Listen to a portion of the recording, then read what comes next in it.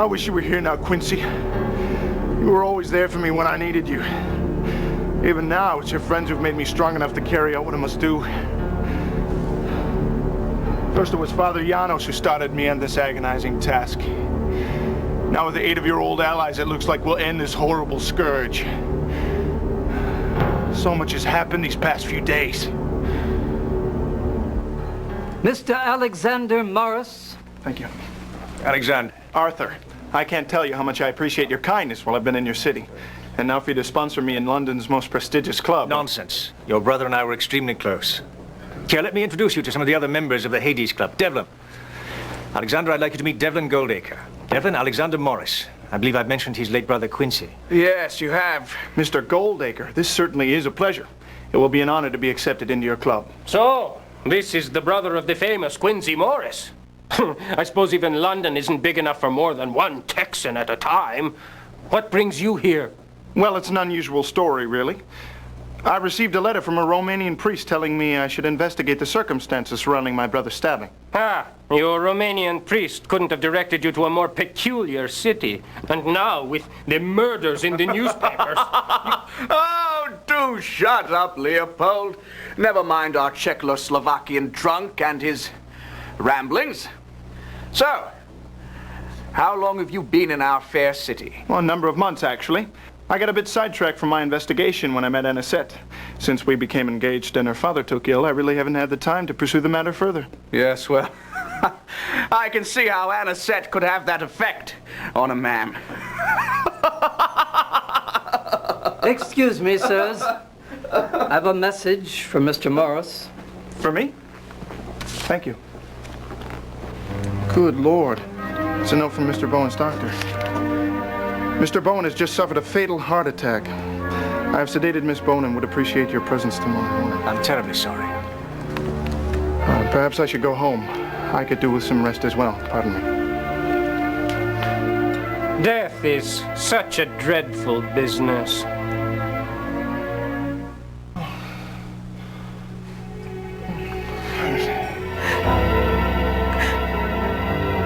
Anisette? Oh, Alexander. Anisette, you must let him go. Andrew is gone. I know, but it's so hard. I miss him so.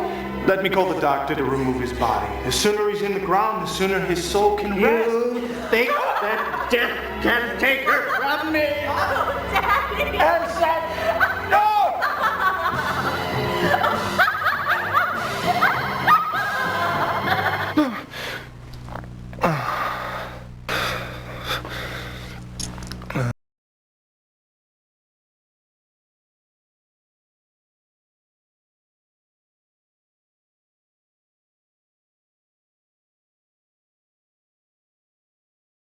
I am finally in London and have decided to keep a diary to help me in my search. A record of my travels should prove invaluable, since my only clues have come from Quincey's letters. Now I plan to seek out those with him when he died. It was not at all difficult to begin my investigations. One of Quincey's friends, Arthur Holmwood, is quite prominent in London society. I hope to meet the rest of Quincey's friends soon. Can the truth of my brother's death be far away? Well, it has been quite a while since I've last written. There is a good reason for this neglect, however. The most beautiful woman in the world. I met Anisette Bowen one night at the theater, and my thoughts have since been of nothing but her. What an amazingly beautiful night. Never has the sky been as clear nor the stars as crisp. I have asked Anisette to marry me, and she has accepted, if only Andrew, her father, hadn't come down with a strange malady.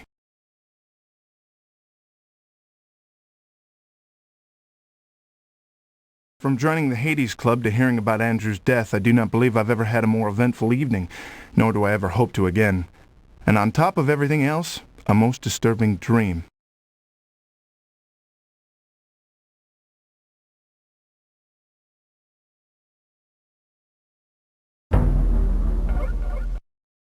"7 o'clock a.m.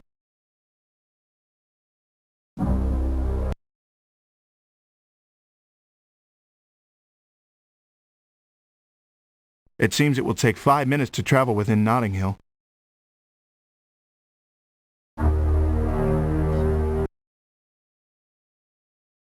We're off, sir, as soon as you tell me where you'd like to go.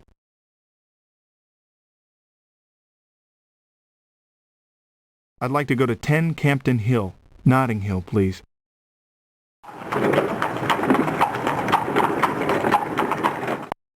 I'm happy to say that we have finally arrived. A good day to you, driver. And a good day to you, sir.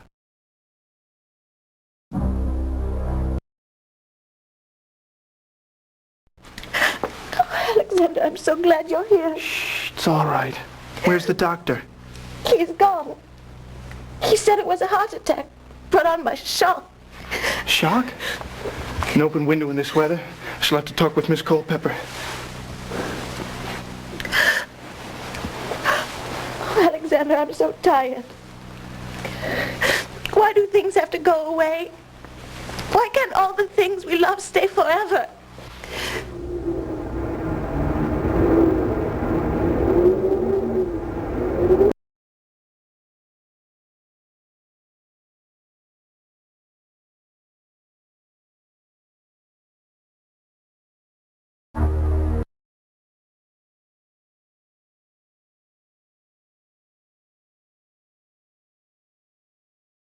This is the strange white cloth I found in Andrew Bowen's hand.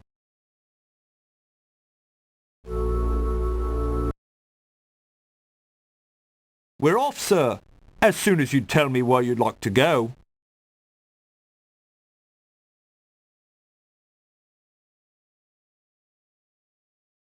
"23 Luxborough, in King's Cross, driver."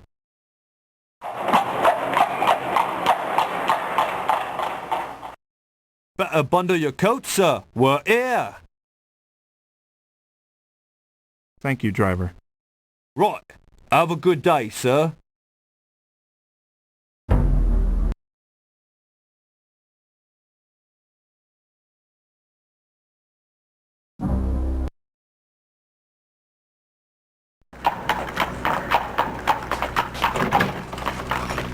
Hello.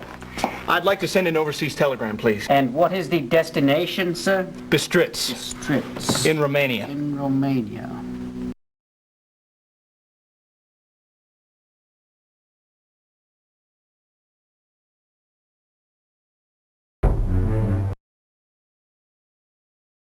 Where will Betsy here be taking us today, sir?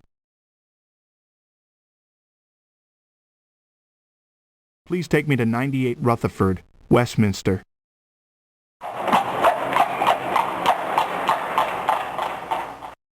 Right on time, sir. Thank you, driver. And a good day to you, sir. 9:30 a.m.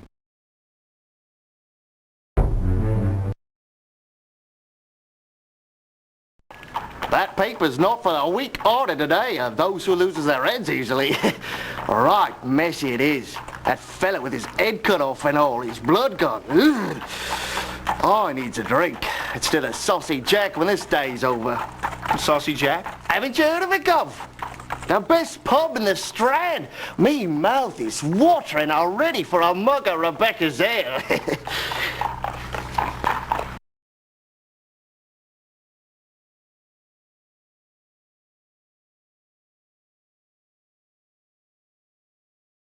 I found some curious articles in the paper and pasted them below.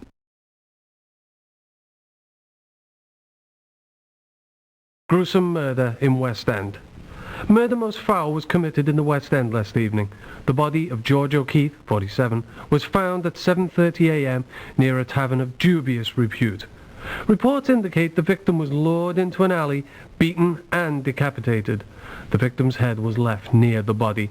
Oddly, no blood was found at the scene, suggesting the crime was committed elsewhere. The deed is attributed to a series of bizarre murders plaguing the city. Mr. O'Keefe was coachman to Lord Godalming and has no survivors.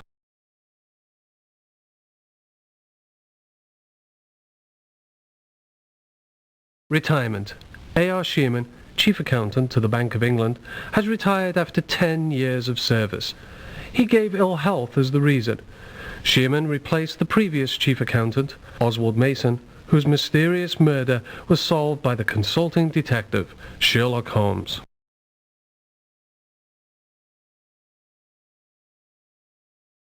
Mysterious livestock deaths.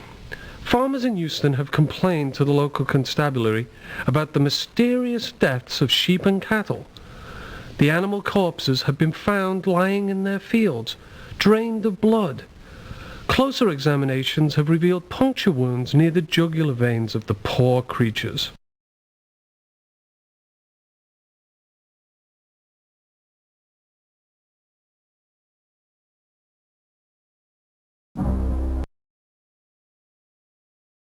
And where will we be off to this fine day?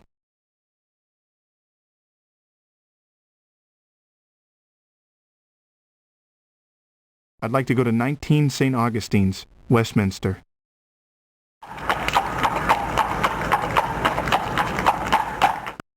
We're here, sir. A good day to you, driver. Good day, sir. 9:50 a.m.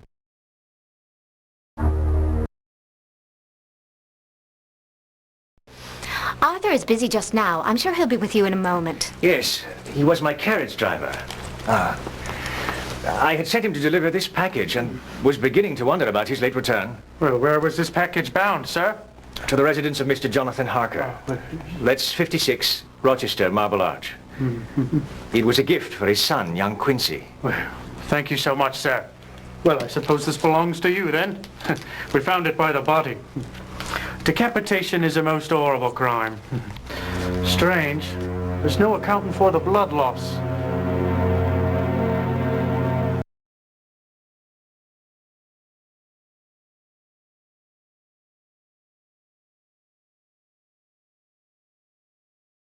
What a grisly shock. I went to visit Arthur Holmwood only to discover that his coachman had been killed, decapitated, with complete loss of blood.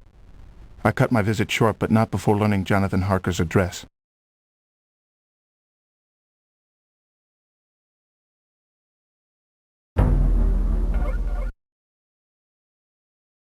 Good day, sir. Where might I be taking you?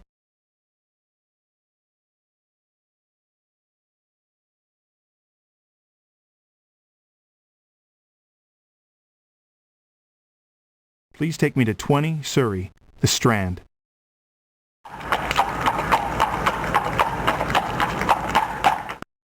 Right on time, sir. Good day, driver. And a good day to you, sir. 10:25 a.m.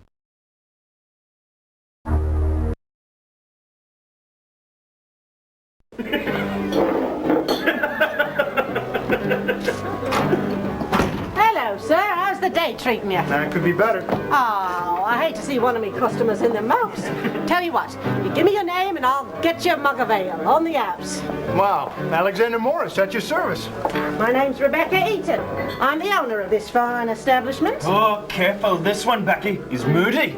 Could be the murderer. Oh, keep your mouth shut. Don't mind them. They scared. Count of all the people being killed. Real unnatural like, too. Heads cut off and the bodies all dry of blood. Hey, I'd lose my head for you, Becky. Oh, go on. Strange killings, they is. That woman in white been seen all over London. It's like that Bloofer lady years ago. Bloofer? What kind of name is that? Never heard the like afore or since. She's a woman what bit youngins on the neck. Where'd you hear this? I read it in a book. I was delivering a bunch of them to that bookstore in King's Cross. What's it called? Let's see. My noggin's gone all rusty. Goldstein and Horn, Goldfield... Goldacre? Yay, that's it. Goldacre and Horner.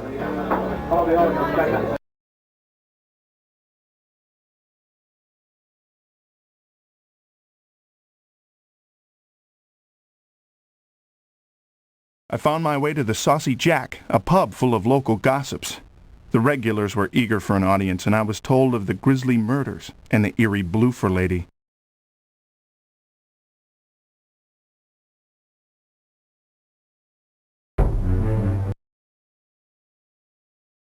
And what part of our beautiful city would you like to see today, sir?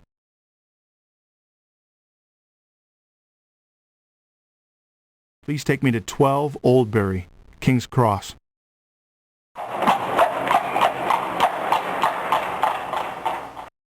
Better bundle your coat, sir. We're here. Good day, driver. On a good day to you, sir.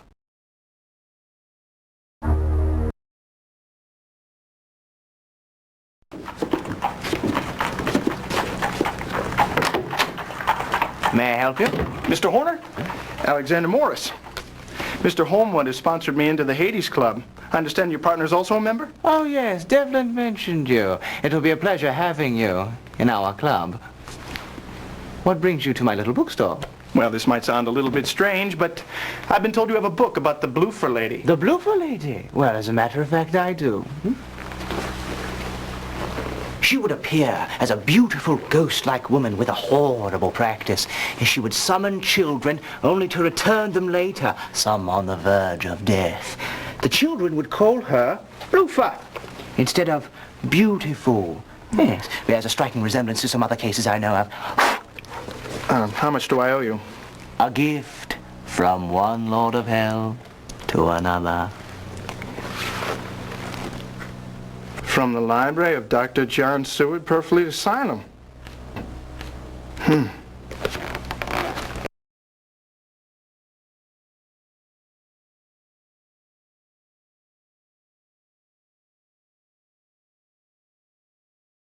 Well, I do believe I've found the most curious bookstore in London. I've never seen such an odd collection of books. Horner certainly seems to know his business when it comes to ghastly legends.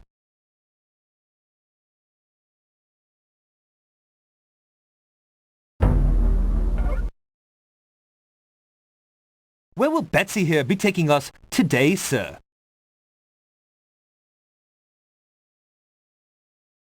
'56 Rochester in Marble Arch, driver.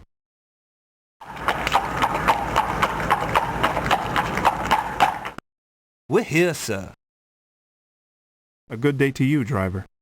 Good day, sir. 12:40 p.m.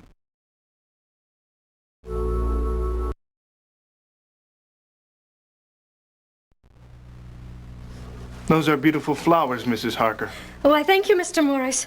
Well, I do love roses. They remind me of someone I once knew.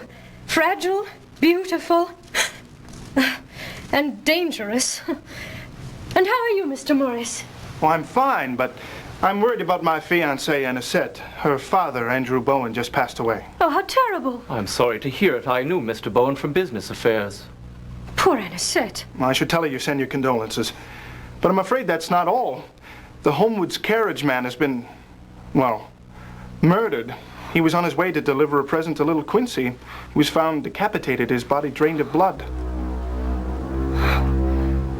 Mina, have you looked in on Quincey? Not for a while, no. Perhaps you should. All right. I'm sorry, Mr. Morris, but I have some pressing matters which I must attend to. But I wanted to talk to you about... If you wish to talk business, then come to my office.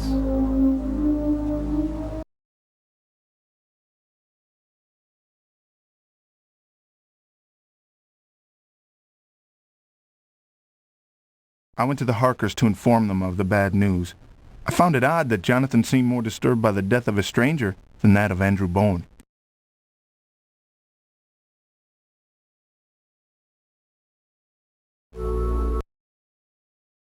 Where will Betsy here be taking us today, sir?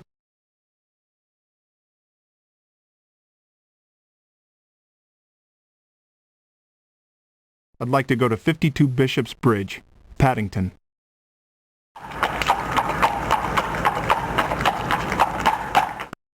Here we are, sir. A good day to you, driver. Right. Have a good day, sir. 1:10 p.m.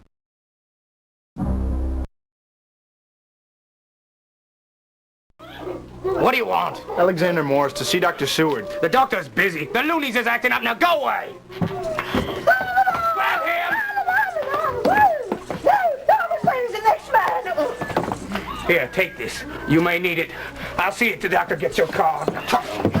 Here.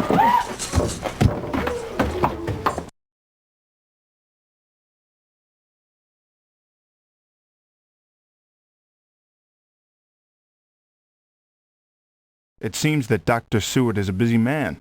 I couldn't see him today because his loonies are acting up. Perhaps I'll try him again later tonight.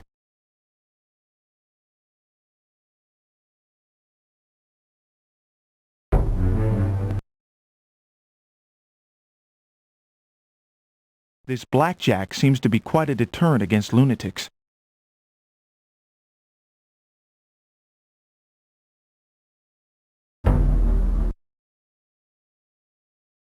And what part of our beautiful city would you like to see today, sir?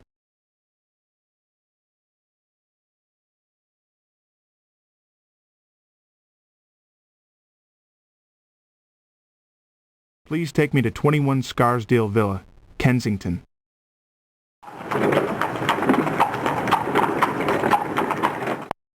I'm happy to say that we finally arrived. Thank you, driver. And a good day to you, sir. 1:50 p.m.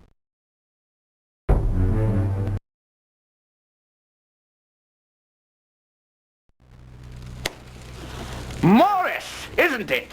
Mr. Goldacre. Indulge my curiosity. Why has Arthur sponsored you into our distinguished club? What in the world makes you think you belong? A gift, really, because of his friendship with my brother. Do you know how old this club is? Well, Arthur tells me that it dates to the turn of the century. He's wrong. It's far older than that. Typical of you Americans. You can't think any farther back than your own whelp history. Age is no indication of virtue. Take your immortal institution here. What does Hades Club mean, anyway? It's rather obvious. Abandon all hope, ye who enter. We're in hell, my boy.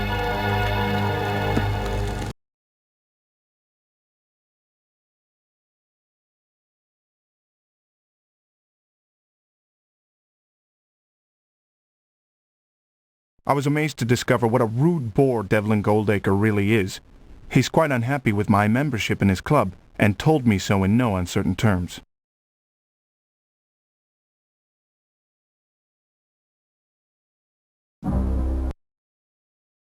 Good day, sir. Where might I be taking you?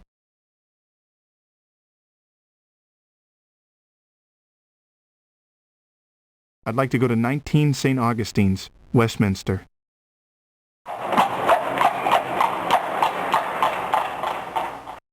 Here we are, sir.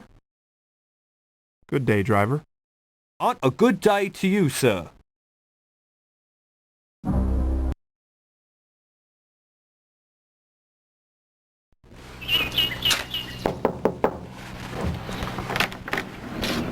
Yes. I'm here to see Mr. Holmwood. I'm afraid Mr. Holmwood is presently unavailable.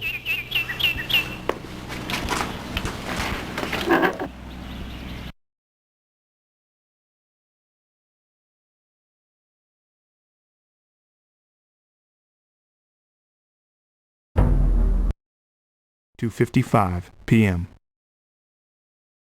3:10 p.m.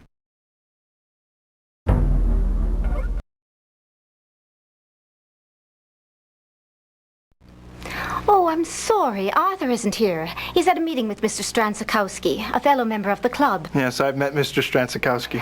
He's a rather odd man. But it is so sad. He was such a gifted composer before the death of his wife, Ileana.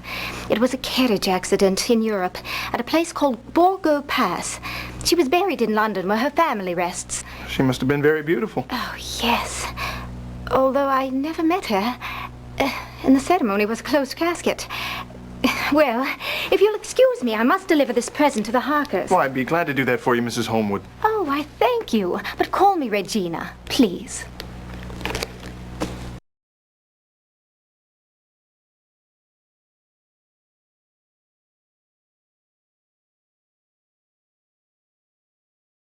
I had a strange conversation with Regina Holmwood today. She told me of Leopold Stransakowski's tragedy. I feel sorry for him. The death of a loved one is always bitter.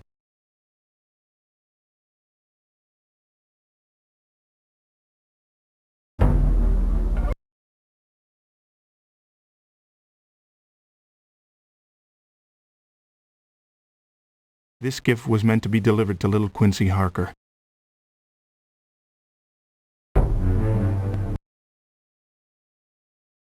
Where will Betsy be taking us today, sir?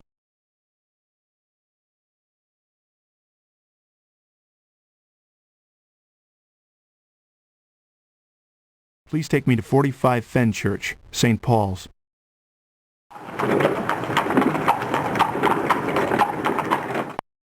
Better bundle your coat, sir. We're here. Good day, driver. Good day, sir.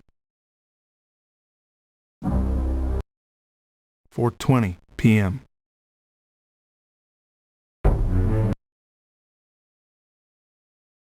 Regarding our previous agreement,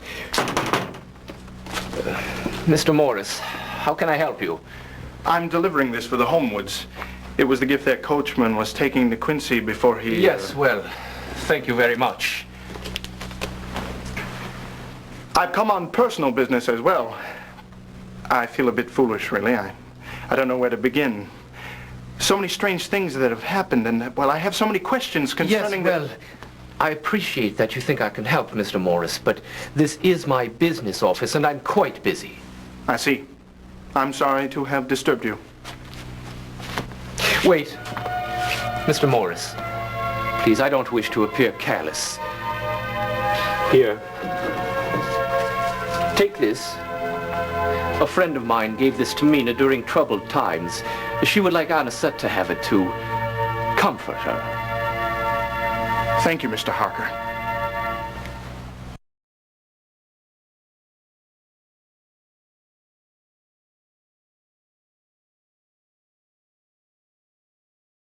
I went to speak to Jonathan Harker, but he seemed far more interested in his dictaphone than answering my questions about Quincey.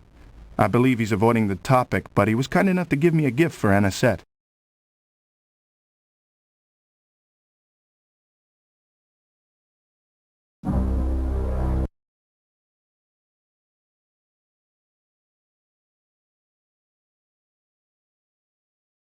This cross necklace was a gift from the Harkers to Anisette.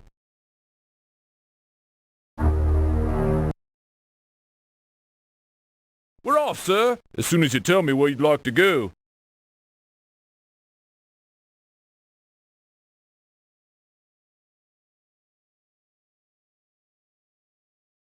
I'd like to go to 10 Campden Hill, Notting Hill, please.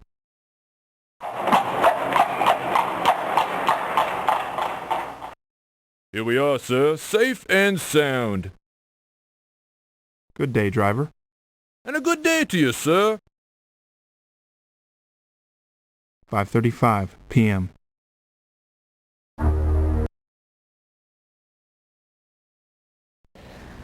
Come lay your weary, troubled head upon my loving breast. Tomorrow brings the sun again, but now 'tis time to rest. Moonlight holds you safe and warm, your brows the stars caress. Tomorrow brings the sun again, but now 'tis time to rest. A lovely song.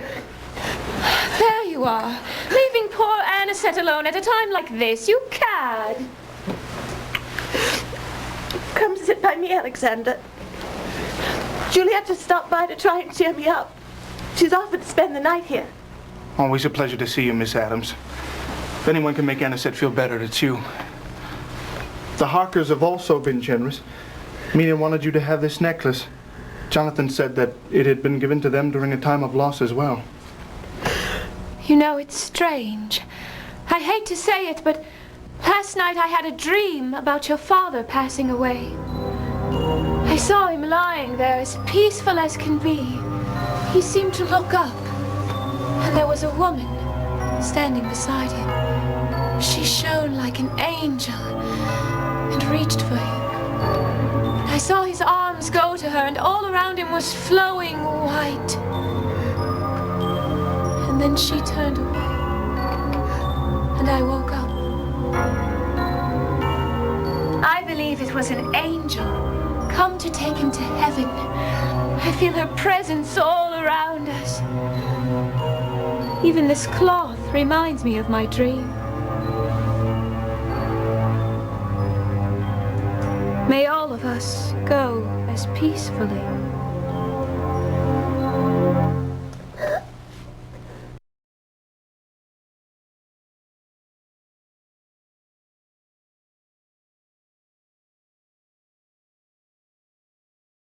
I'm so glad Juliet came to visit. Her very presence always seems to hearten Anisette. I just hope Anisette doesn't start having dreams like Juliet. Hopefully the Harker's necklace will make her feel somewhat better.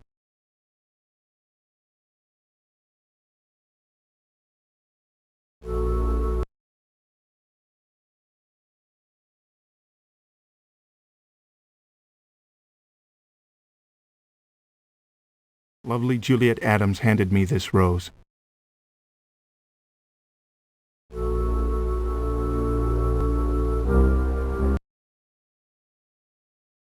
Where will we be going tonight, sir?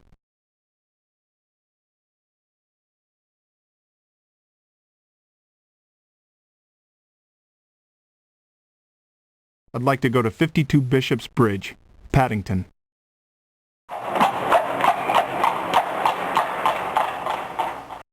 Here we are, sir.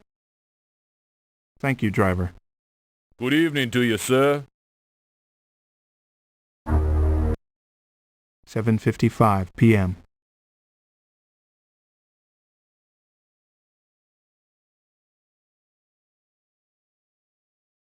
(9:55). 10:10 p.m.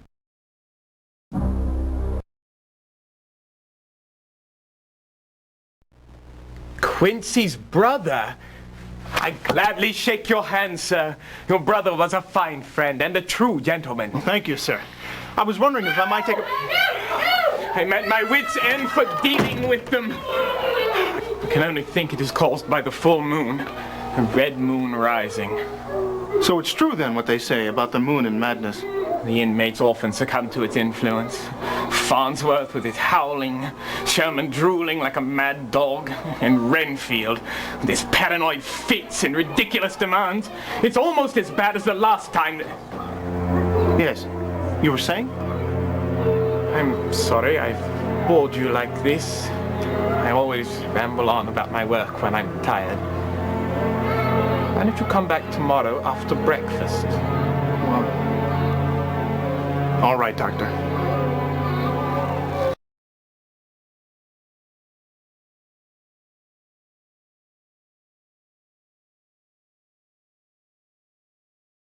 I went to the asylum and met Dr. John Seward. His work seems most demanding. I found it odd that he avoided telling me more about the inmates and the effects of the moon.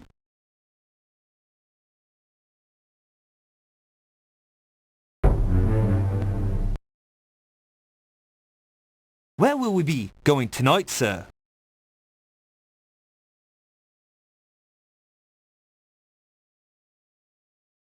Please take me to 20 Surrey, the Strand.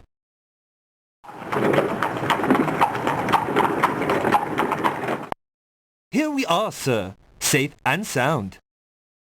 A good day to you, driver. Good evening to you, sir. 11:20 p.m.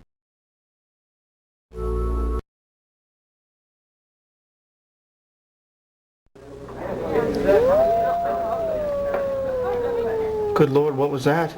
It was a wolf's howl, Governor. That's not a sound you want to be hearing around here. Last time I heard that, it meant death. The Demeter Wolf, they called it. Come off a ghost ship in a storm, sent by the devil himself. Only one still aboard was a captain, dead. The beast fled that damn ship first chance it got, running off to the devil knows where. None of us saw it again till it came after me mate's whales. I was watching from the woods, too far away to help. I seen it coming after him, snarling as loud as all the demons of hell.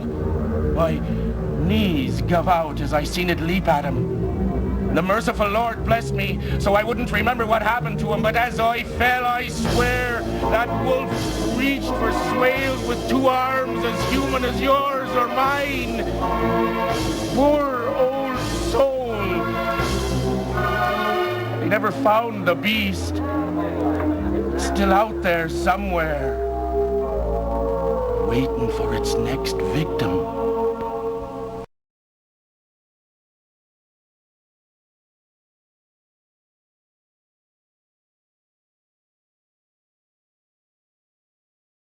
I heard the most interesting story at the Saucy Jack. The old man was actually shaking when he told me about the Demeter wolf.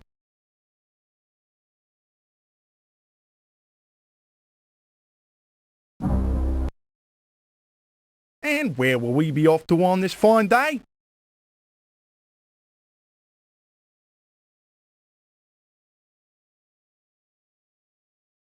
Please take me to 45 Holland, Notting Hill.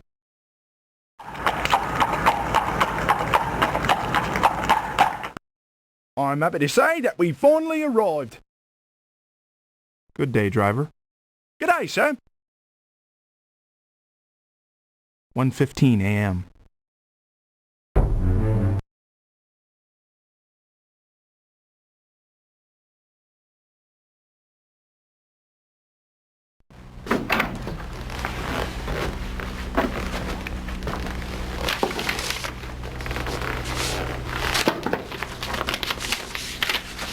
Mr. Alexander Morris, the evil awakens. Beware the night. Nothing is safe. If you respect your dead brother's memory, send me your findings. Quincey's friends can verify my claims.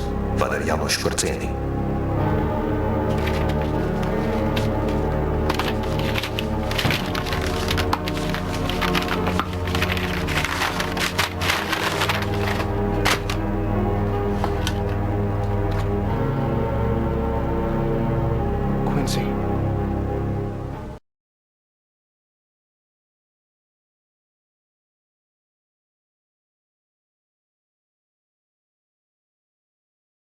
I received a message and a package from Father Janos.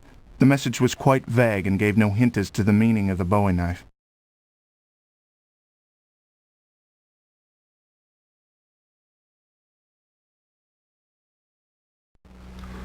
Oh.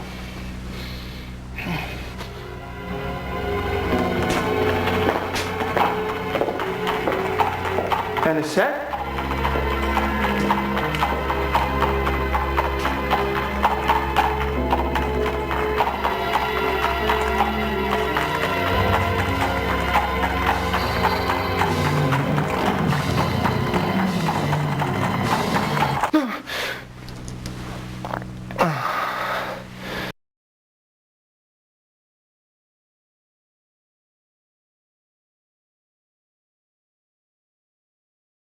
Nightmares like the one I had last night have unfortunately become all too common as of late.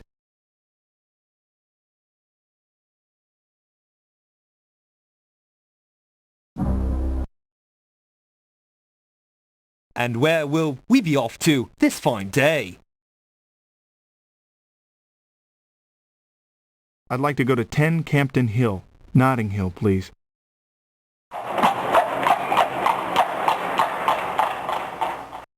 We're here, sir.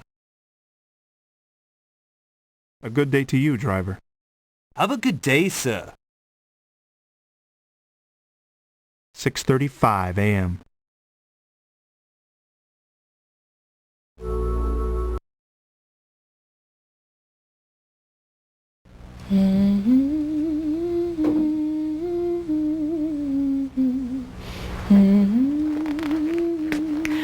Alexander, I'm so happy you're here. Nana said, how are you? I'm fine. But I'm worried about Juliet. She's so pale and has said such strange things lately. She has even taken to sleepwalking. How are you, Juliet? I'm doing well. I had another dream, and now that you're here, I must tell it to you both. I saw Andrew again. Oh? Yes. He told me that he is happy now, that he is finally at peace. His worries and troubles are no more. And then we hugged. And he said that you needn't worry, Anisette, that he is watching over you. I believe he is in heaven now. That's beautiful, Juliet. Yes, but it's so odd. Father never showed affection to me. I know that he loved me, but I can't think of the last time he said so, much less hugged me. But he is free now, Anisette, free from pain. He flies with the angels. He is free to show his love. I'm all right. I think I've overworked myself a bit. I just need some rest. Thank you, Anisette. All this sleepwalking's taking its toll. Let her rest.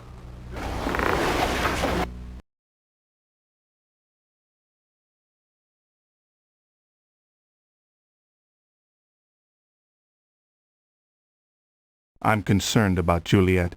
She's so pale and has taken to sleepwalking. What could be disturbing her? And these dreams, they seem odd and unnatural.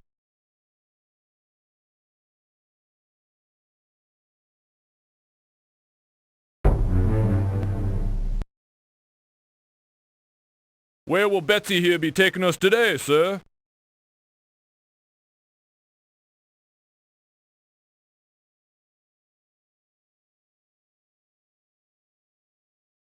I'd like to go to 52 Bishop's Bridge, Paddington.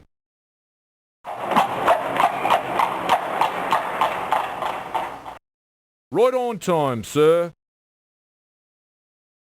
A good day to you, driver. And a good day to you, sir. 8:55 a.m.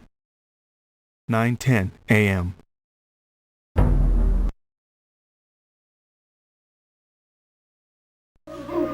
Here's one of the reasons I could not meet with you yesterday.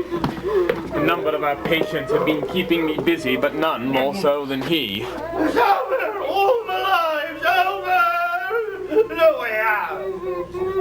No, there's no way out! Good Lord, I believe he has actually gotten worse. Life, life, the blood is the life! My lives, all of the lives! But it's here, here! I tried, but no good. It's come back. The blood is the life! The blood is the life! Good God, Doctor, do you always let animals roam through the patient's rooms? Well, How did you get a hound in here? It's here! The blood is the life! The blood is the life! Strange, the tracks seem to go from the window to the bed and then back again. Well, I don't see how Renfield could have made them. There's no other mud in the room. Never underestimate the mind of the insane, Alexander. I've known Renfield to be capable of... What? What is it, Doctor? What? Oh, nothing. But it really is time I got back to work. I'm sorry I haven't been much help. You wanted information about your brother, and I'm afraid I can't tell you anything. However, I believe my old mentor may be of some help. Dr. Abraham Van Helsing.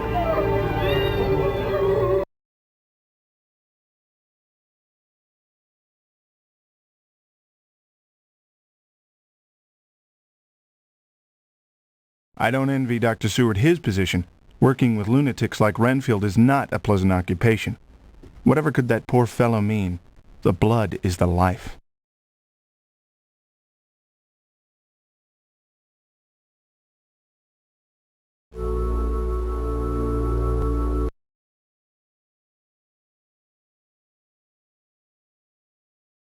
Dr. Seward gave me Professor Van Helsing's calling card. He lives in Amsterdam, Holland.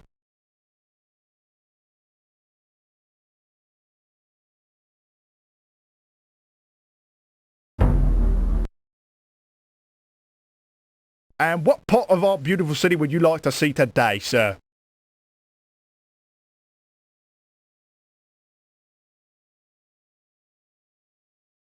"23 Luxborough, in King's Cross, driver."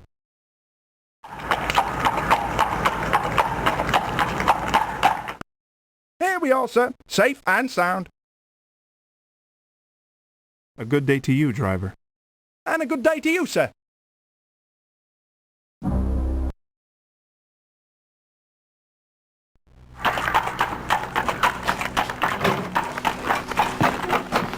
I'd like to send an overseas telegram, please.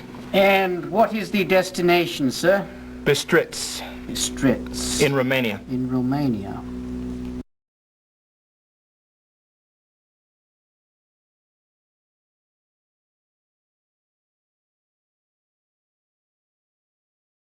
I sent a telegram to Father Janos. It reads, "Please send more information. Last message incomplete. What is the evil? What is the significance of the knife?"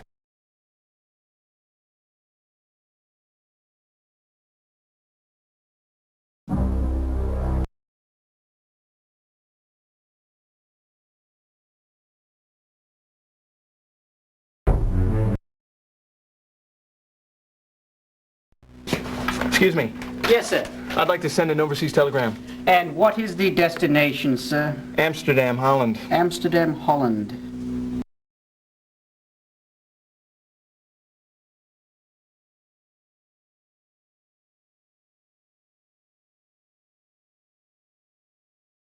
I have sent a telegram to Professor Van Helsing. It reads, "I was given your card by Dr. Seward. I have urgent need of your assistance. I am the brother of Quincey Morris. Please reply."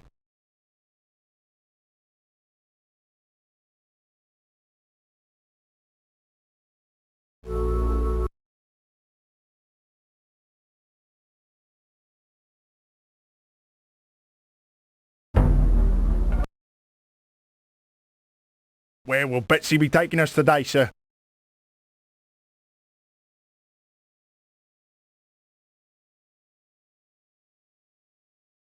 Please take me to 45 Fenchurch, St. Paul's.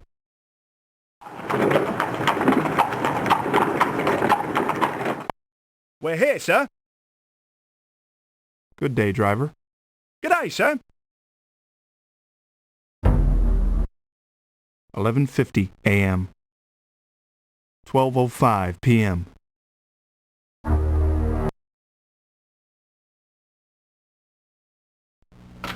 Thank you for seeing me, Mr. Harker. I'm sorry I disturbed you at your home yesterday. Yes, well, what's done is done.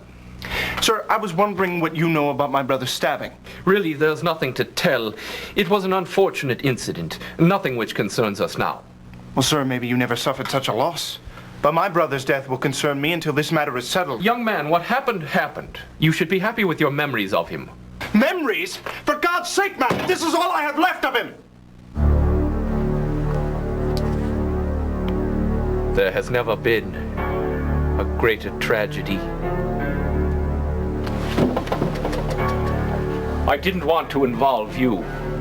Whatever it is, I'm already involved. It's too late to stop what I've begun.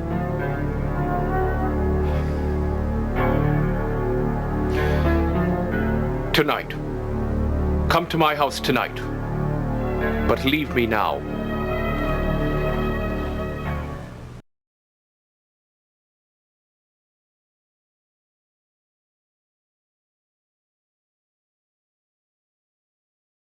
It may have taken a trip to his office, but I think I finally got through to that Mr. Harker. I wonder why he's so evasive. Now maybe with his help I can get to the bottom of what happened to my brother.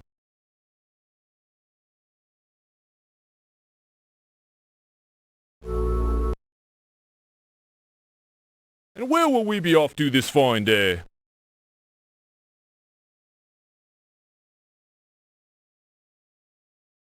Please take me to 12 Oldbury, King's Cross.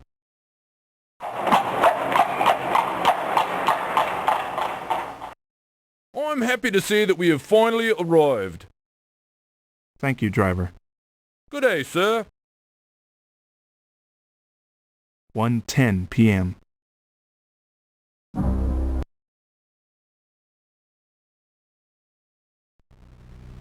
Ah, Byron. Very good.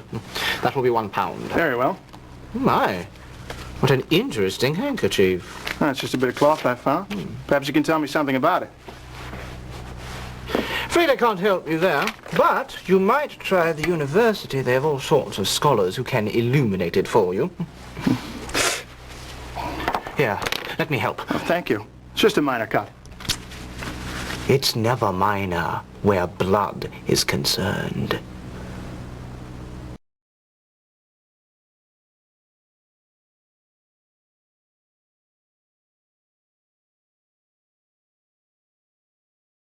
Horner could not help identify the cloth, but he recommended I try the university. I'm afraid I disturbed him when I cut my finger. The sight of blood must make him nervous.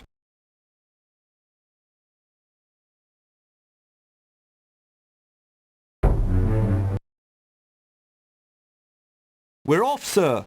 As soon as you tell me where you'd like to go.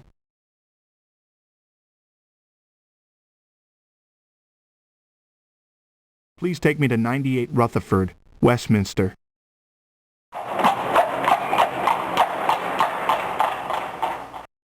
Here we are, sir. Safe and sound. Good day, driver. Right. Have a good day, sir. 2:10 p.m.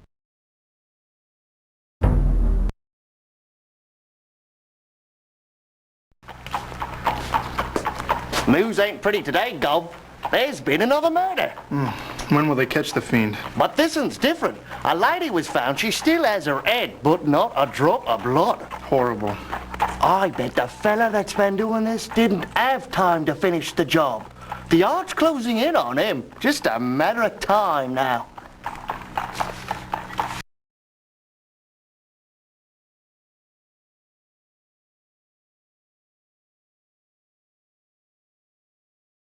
I purchased a paper and clipped out some rather interesting articles.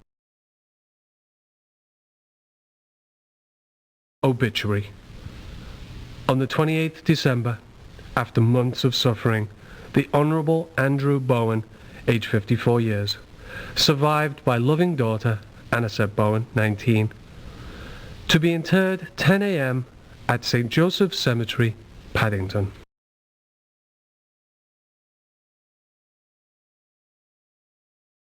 Police suspect foul play in St. Pancras' death. Murder strikes again as the body of Mary Blythe, 27, was found in St. Pancras at 9 a.m. Miss Blythe, a seamstress for Caxton & Sons Clothiers, was discovered by one of her co-workers as the shop opened for business. The police report indicates cause of death as extreme blood loss. Unlike recent murders, the body was left intact. Investigators believe that the murderer may have been interrupted before he could complete his gruesome task. Miss Blythe survived by her mother.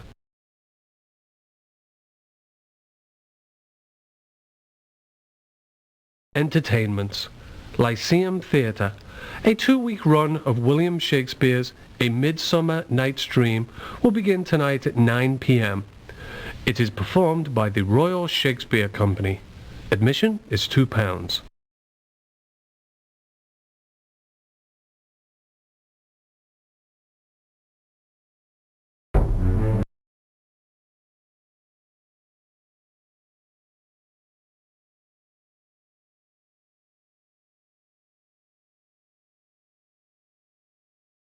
I purchased this book by Byron from the Goldacre and Horner bookstore.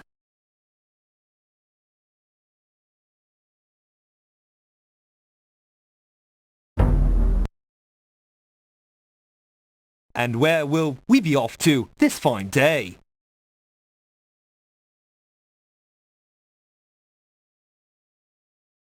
'56 Rochester in Marble Arch, driver.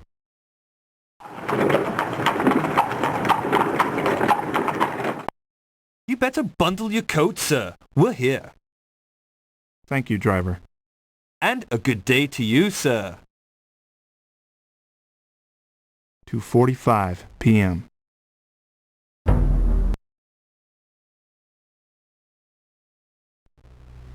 I'm sorry, but Jonathan is not here. Oh, well, perhaps later. Pardon my curiosity, but are you going somewhere? Well, Quincey is going to visit his grandmother. Oh, well, during the holidays? It's been so long since she's seen him. And the country is lovely this time of year. Oh, I'm sure she'll be glad to have them. Grandparents thrive on the smiles of their grandchildren. I'd like to thank you for your gift to Anisette. The cross was very nice. Cross? Oh, yes. An old family heirloom. I hope it comforts her. In exchange, may I present you with this? Oh, I thank you, Mr. Morris. Alexander, I'd like to talk to you tomorrow at Mr. Bowen's funeral. Very well.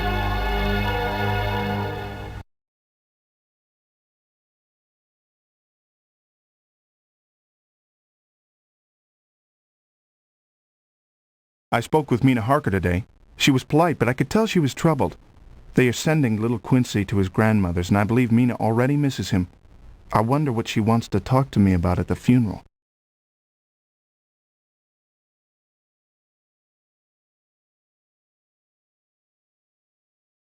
Where will Betsy here be taking us today, sir?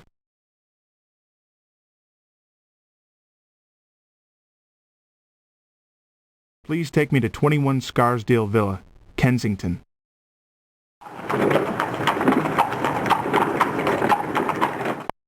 Right on time, sir. A good day to you, driver. And a good day to you, sir.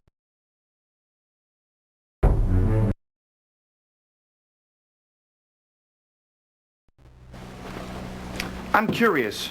Are you the Goldacre of the Goldacre and Horner bookstore? Yes? Why does that interest you? Been doing some reading in the faint hopes of becoming cultured? Well, recently I've been to your store. That partner of yours is a rather odd fellow. Yes. Horner serves a purpose. That store is merely a hobby. It means no more to me than this coin.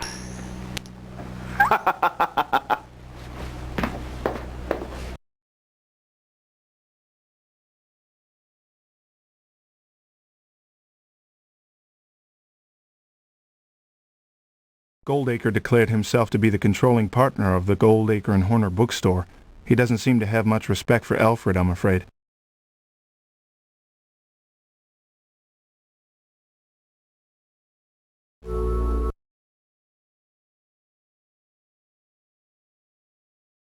Devlin Goldacre casually flipped me this gold coin.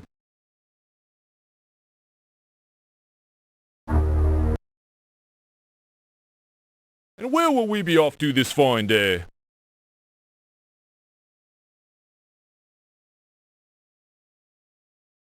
I'd like to go to 71 Queen's Gate, Kensington.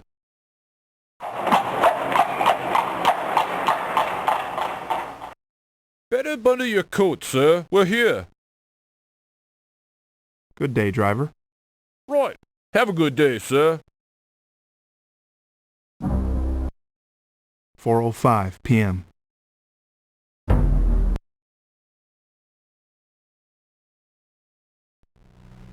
I've been given the most curious coin. Well, let's see. It's not chocolate. It's from the Transylvanian Principality. Yes, it's solid gold, but not especially rare. I would say that your friend has recently holidayed on the continent.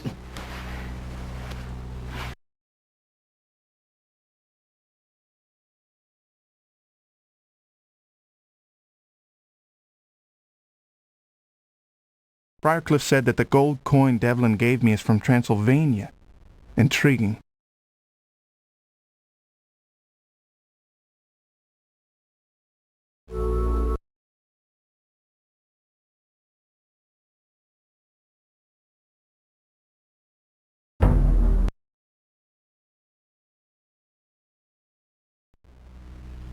Interesting pattern. Yes. Those beautiful designs. Roses, I believe. What? Oh, my. This cloth is over a century old. Where did you get this? I found it at my fiancé's house. Well, I simply must study it further. You must let me keep it and telegram you with the results of my research. You simply must. Certainly.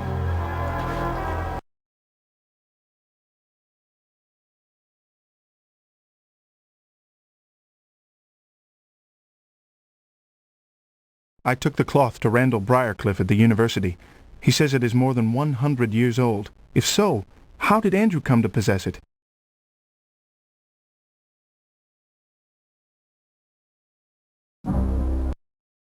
"4:50 p.m.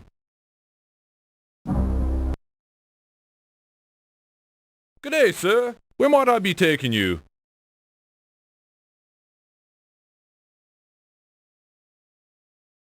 56 Rochester in Marble Arch, driver.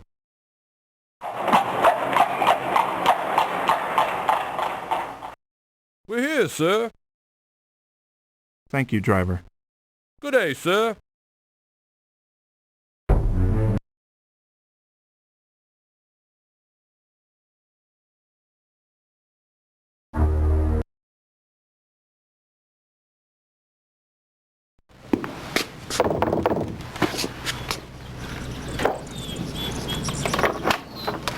I'd like to see Mr. Harker, please. I'm sorry, he isn't here right now.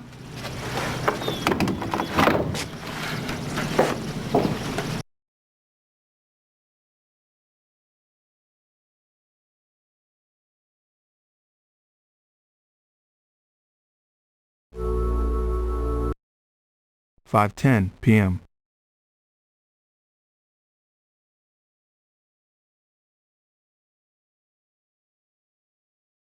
"7:10.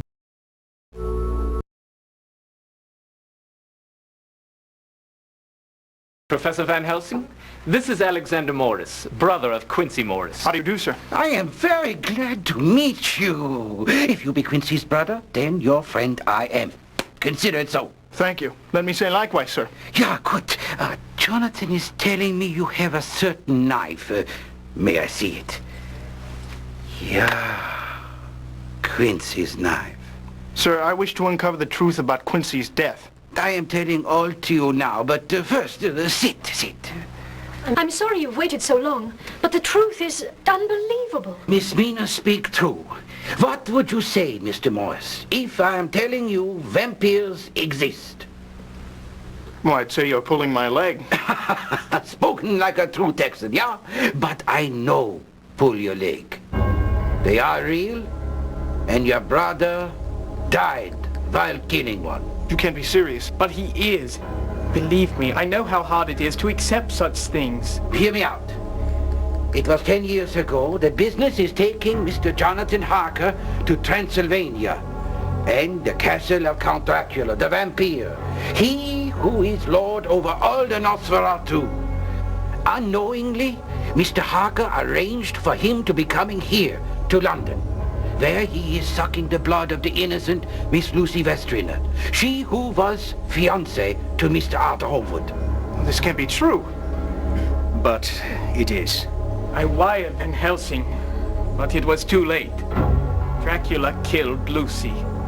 But no normal death, for she arise again in unlife. It bring us much pain to stop her. But now, she is resting with the angels.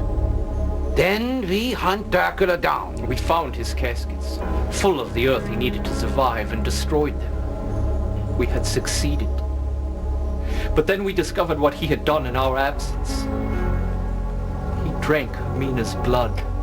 He tried to make her like him, a creature of the night. But it is too late for him, and he must flee back to his castle across the sea.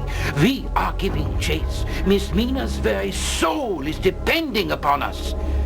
We finally catch him, and there your brother is plunging this very knife into his breast. Such a victory. But no. Quincey is suffering terrible wounds at the hands of Dracula's gypsy servants. His last words are having no regrets. This is all so impossible. This may help you. It's my journal of those trying times. I value it highly. I believe there is vampire walking the streets again. It is responsible for the murders. I know something of this. The Bloofer lady. Yeah, there have been many Bloofer ladies. Lucy become one after she's suffering strange symptoms, sleepwalking and nightmares. But Juliet Adams, Anisette's friend, she has the same symptoms.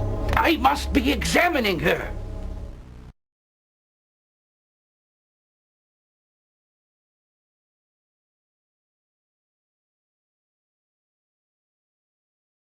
I finally met Professor Abraham Van Helsing. He told me the truth about Quincey's death. It's so strange, so macabre, but their earnest nature in Jonathan's journal convinced me. Can it be true when Van Helsing says there is a vampire stalking the streets, even now?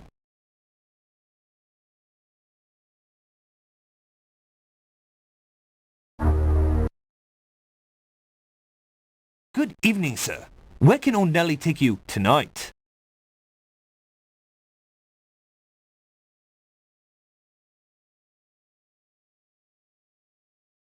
I'd like to go to 10 Campden Hill, Notting Hill, please.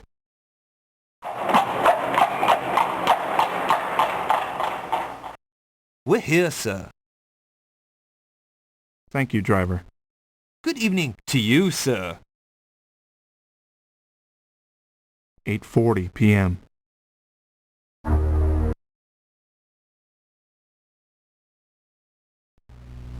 Anisette, I'd like you to meet Professor Van Helsing. Very lovely girl. You are having my deepest sympathy on your recent loss. You're very kind, sir. Please, when is the funeral? 10 o'clock in the morning at St. Joseph's Cemetery. I will be there. And this is Dr. John Seward. Pleased to meet you. And who be this? Another young, lovely girl. Mine is making an old man's heart feel young again, yeah? Oh, sir. Professor Miss Juliet Adams. Oh, a lovely name. You will forgive me, Miss Adams, but as a doctor I must be speaking bluntly. You do not look well for one so young. May I be examining you as a doctor to a patient? Really, I feel fine. Dr. Van Helsing is the top in his field. You can trust him. All right.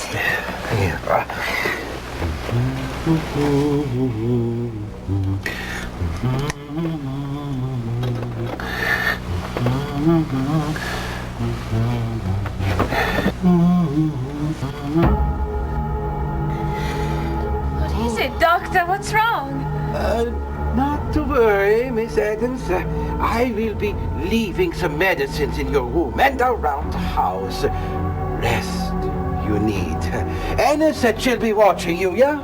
Of course. You will be fine with me, Juliet. I'm not worried. I just wish Devlin would stop by. I've not seen him all day. Miss Anisette, I bid you, whatever you do not be opening the windows. No matter what. Alexander, would you be a dear and give this to Devlin the next time you see him? I'm not sure I shall be able to.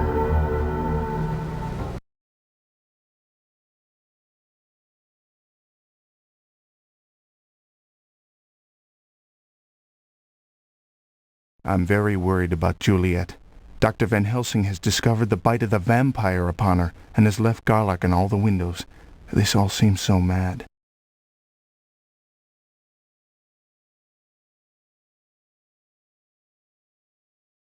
Don't trust you, merry gentlemen, let nothing you dismay. How bad is it, Professor? She is bit by the vampire, but not so bad as to die yet. If she is bit again... I cannot believe it. It is too much like Lucy's ordeal. Yeah, but this time we know what it is. Come, you and I return to the asylum. We'll let Alexander go rest, yeah.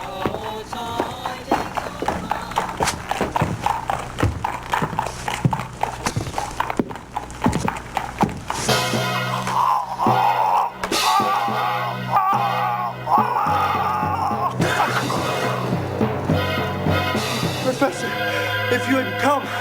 You're all right now, Mr. Morris. The creature has fled. I owe you my life, sir. I wonder, did you happen upon her by accident? Or did she wait for you?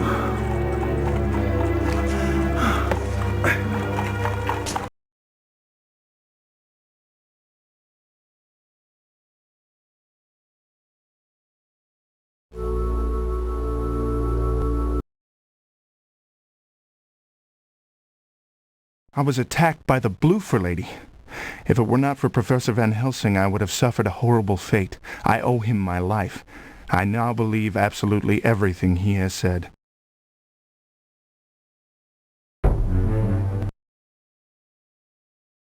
Where will we be going tonight, sir?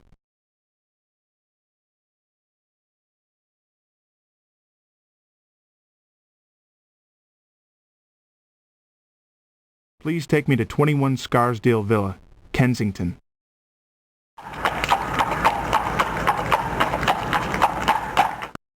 I'm happy to say that we have finally arrived. A good day to you, driver. Good evening to you, sir.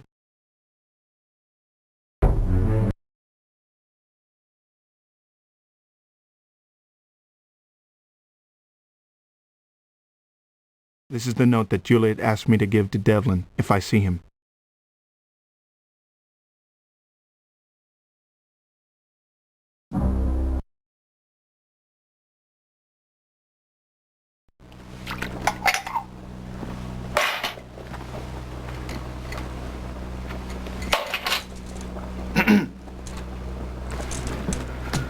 Morris, I didn't hear you. You creep in like a cat. I didn't mean to startle you. Have you been to Anisette's? Is Juliet there? How is she? She's ill. But she did ask me to give you this. Oh, poor Juliet. Her world revolves around me. Why, I don't know. I love her. I would do anything for her, even die. It's me that's done this. I was in control, but now it's all slipping from my grasp.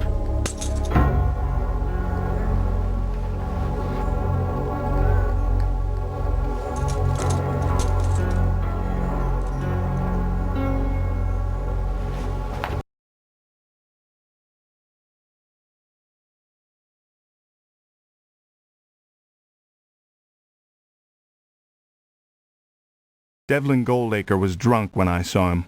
It's obvious he loves Juliet, yet he doesn't visit her. He seems to be grappling with some mysterious problem. I took a ring of keys he dropped. I suspect I know what they open.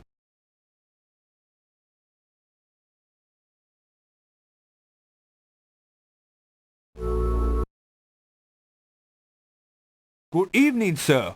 Where can old Nellie take you tonight?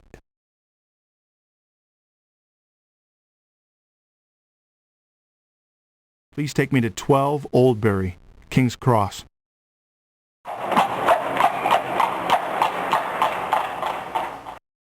Here we are, sir. Safe and sound. Thank you, driver. Good night, sir.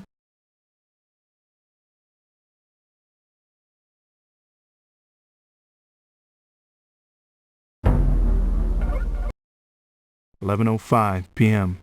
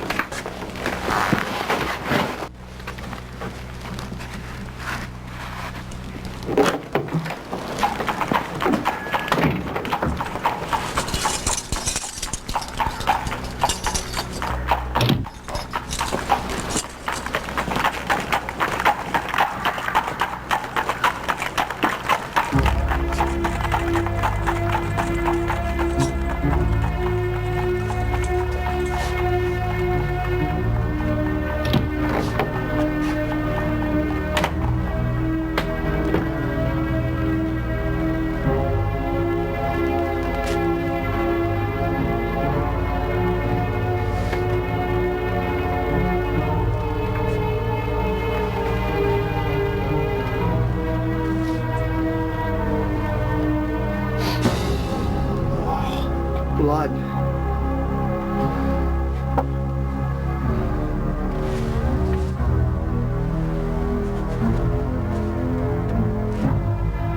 Some kind of European language. What's this? Interesting.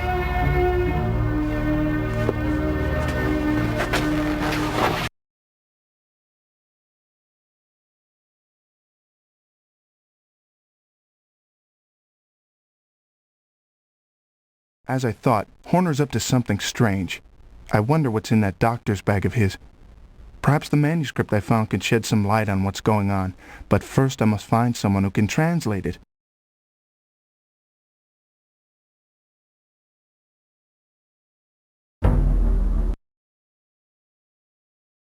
And where will we be going tonight, sir?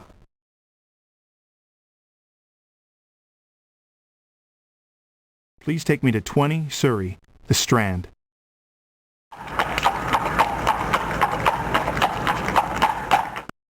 Right on time, sir. Thank you, driver. Good night, sir.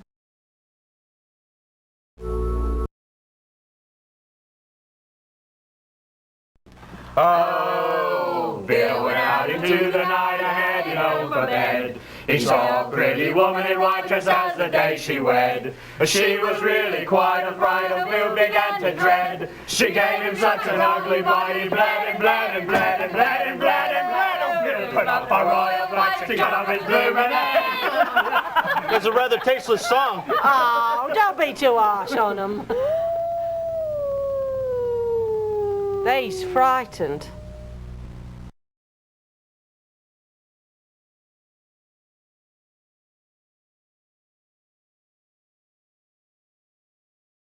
I heard the regulars at the Saucy Jack sing a grisly song about the Bloofer lady. They may have been laughing, but their fear was apparent.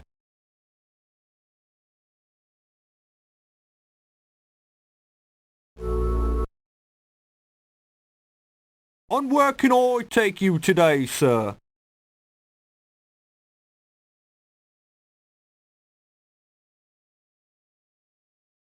Please take me to 45 Holland, Notting Hill.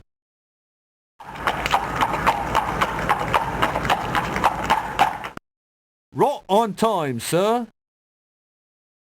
A good day to you, driver. Good day, sir.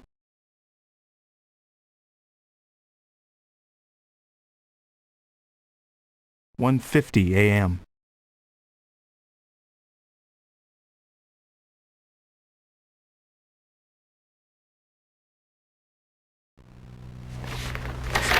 Mr. Alexander Morris, the knife was your brother's. Keep it safe. Beware the evil. Beware the vampire. Guard yourself well, Father Janos Korzeni.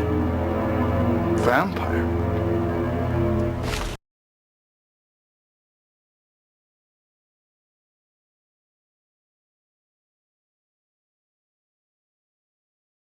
Father Janos confirmed my suspicions today. The knife was Quincey's.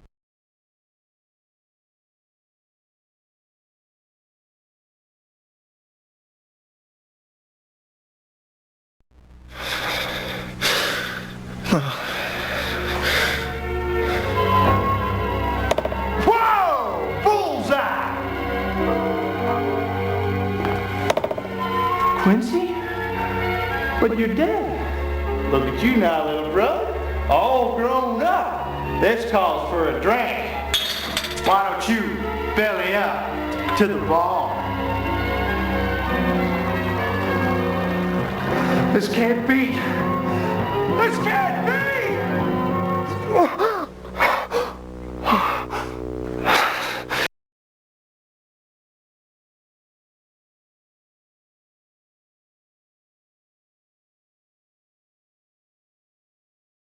The circumstances of Quincey's death plagues me throughout the day and haunts me at night.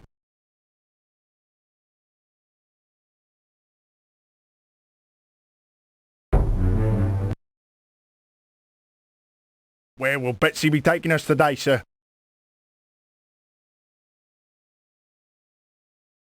I'd like to go to 10 Campden Hill, Notting Hill, please.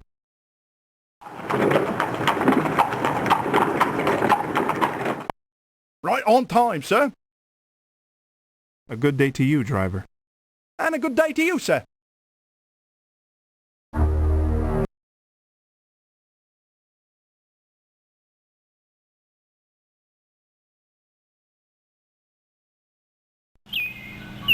Hello, Alexander. Would you like some breakfast? No, thank you. How are you feeling today, Juliet? Tired. So very tired. What have you done with the garlic? Dr. Van Helsing has put it up for Juliet's health. Oh, that's my doing. Juliet could barely breathe for that awful odor. I finally threw them out and opened a window for her. I'm sorry, my dear friend, but I don't think I shall be strong enough to see your father off. I feel as though I've been running, just like in my dream. I feel so very weak. Oh, you silly goose. I wouldn't let you go to a dreary old funeral in your condition anyway. You stay right here and don't budge a muscle until we get back. I'll have Miss Culpepper stay here to keep you company. There's no need to do that. I'll stay with you while the others are away. Here. At least you can be with us in spirit.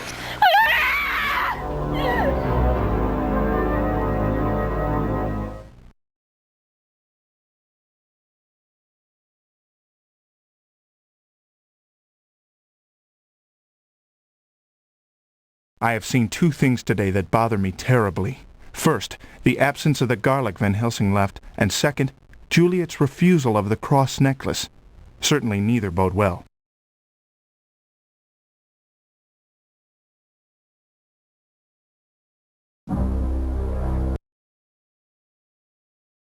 We're off, sir, as soon as you tell me where you'd like to go.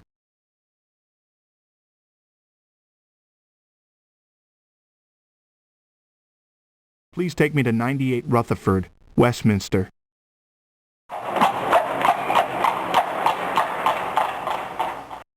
We're here, sir. A good day to you, driver. Right. Have a good day, sir.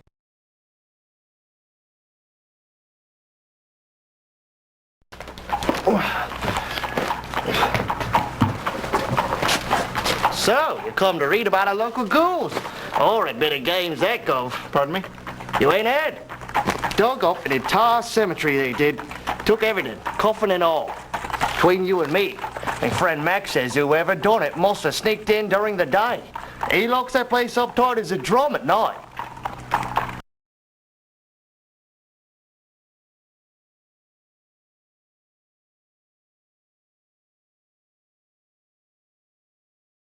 After picking up a paper, I pasted articles of interest in my journal. Grave robbers plunder St. Joseph's.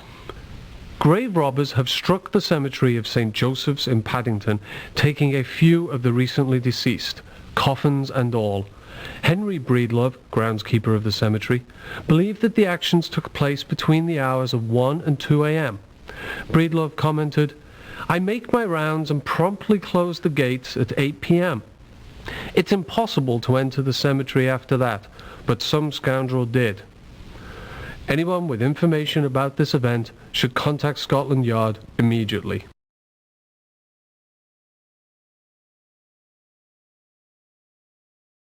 Slasher victim found at dockyards. The slasher has struck again for the third time this week. The decapitated corpse of Earl Cranston, 63, was found in a barrel near the dockyards. He was bloodless like all the others. Scotland Yard has increased manpower on the case, hoping to capture the fiend. Mr. Cranston is survived by no one.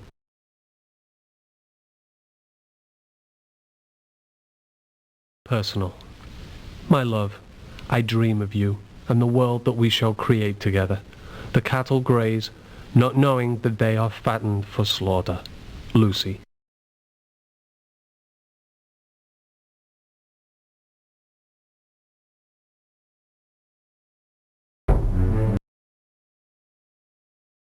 And what part of our beautiful city would you like to see today, sir?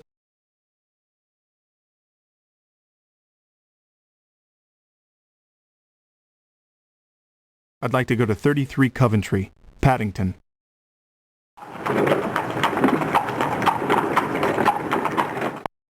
I'm pleased to say that we have arrived at our destination, sir. Good day, driver. Right. Have a good day, sir. 9:20 a.m.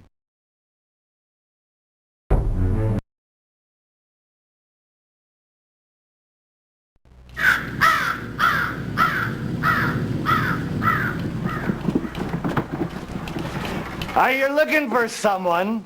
I know where they're all buried. No, thank you.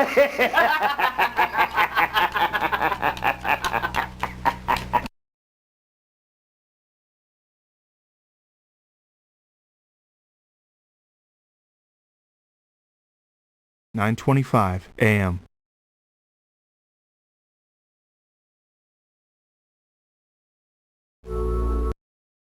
9:25 a.m. 9:40 a.m. 9:55 10:10 a.m.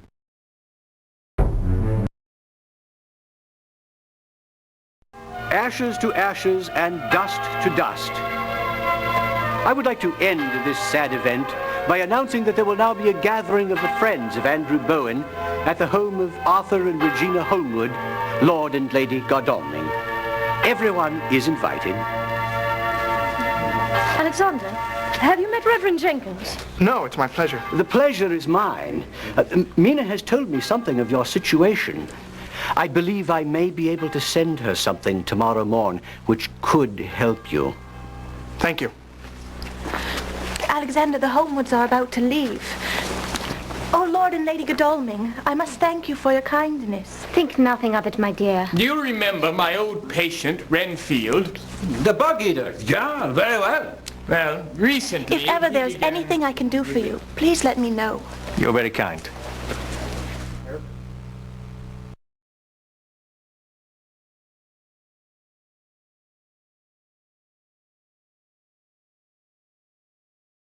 Attending Andrew Bowen's funeral brought back images of Quincey. To think that vampires might have been responsible for both their deaths. It's unthinkable.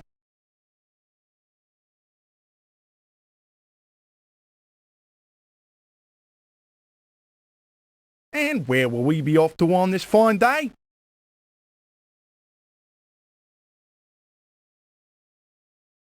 I'd like to go to 52 Bishop's Bridge, Paddington.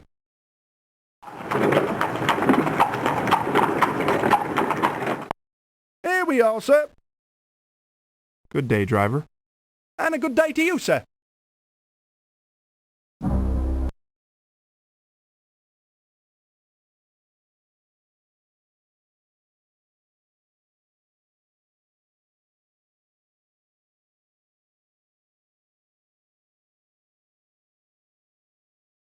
I chanced upon this illuminated manuscript in Alfred Horner's bookstore.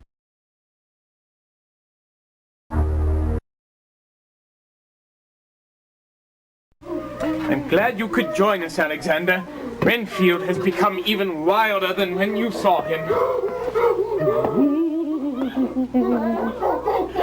So, the esteemed doctor comes to learn from me. You're too late. Too late. Too late. The master has been reborn. Revived. Come, out with it. What do you mean? You know what I mean. You know what I mean. The master will have his revenge. You're too late. And then he will make me like him. Doctor! Too late. Too late. Too late. I guess now we're even. A life for a life. It does not matter. Nothing matter now. What Renfield say if true means we all dead men.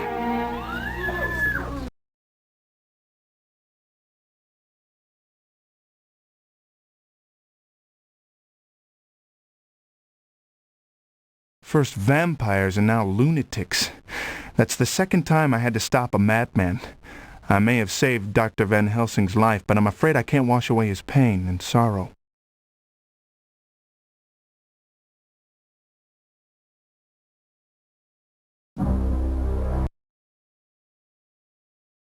We're off, sir, as soon as you tell me where you'd like to go.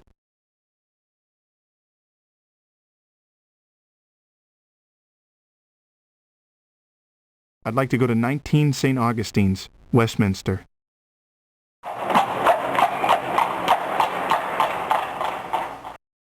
I'm happy to say that we have finally arrived. Good day, driver. And a good day to you, sir. 12:40 p.m.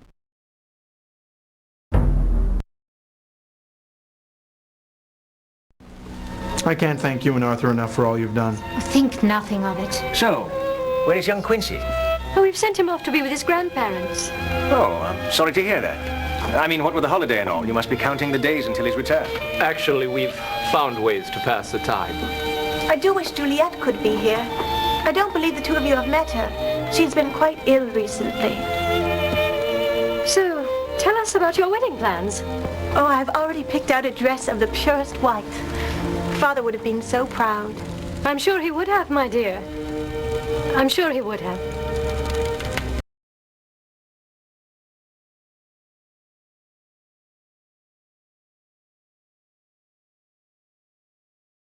The gathering at the Holmwoods was pleasantly uneventful, and certainly a kind gesture from Arthur and Regina. They are true friends.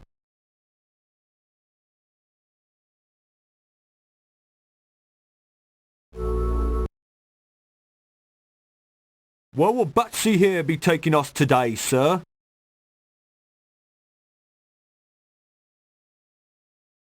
Please take me to 45 Holland, Notting Hill.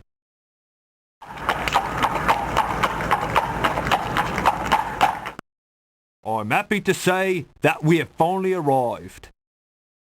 Thank you, driver. Good day, sir.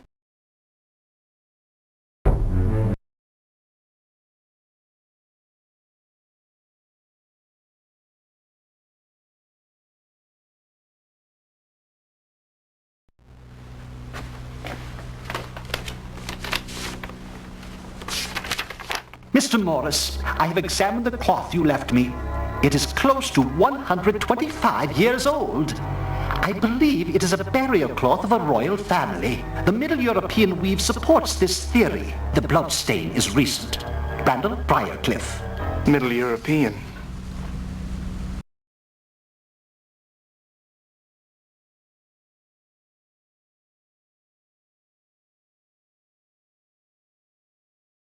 I received a reply from Briarcliff concerning the cloth. It is indeed over a century old and is of Middle European origin. I wonder if I know anyone knowledgeable about that area.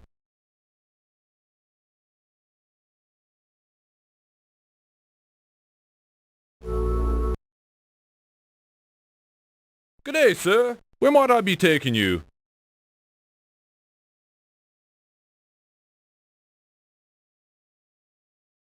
Please take me to 21 Scarsdale Villa, Kensington.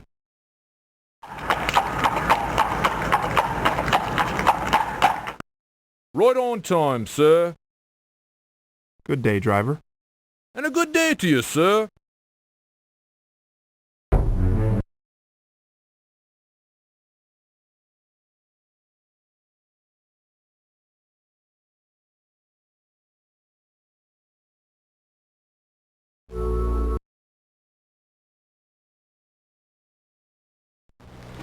Mr. Stranzikowski, I hope you'll pardon the intrusion, but I understand you hail from Czechoslovakia. Well, you see, I've come across the strangest fabric. I understand it's of Middle European origin. I was wondering if you My might... wife! You stole this from my wife. I buried her in this dress. Damn you! You stole this from my wife! You stole this from her! They lied. I knew she still lived. They lied. I'm coming, Ileana!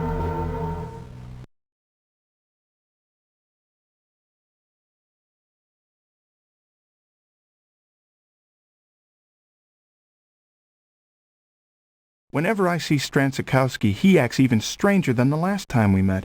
Now he claims the cloth I found in Mr. Bowen's hand belonged to his dead wife.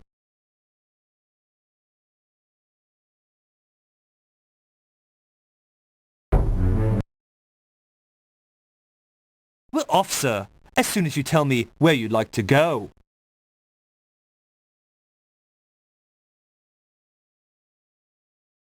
Please take me to 12 Oldbury, King's Cross.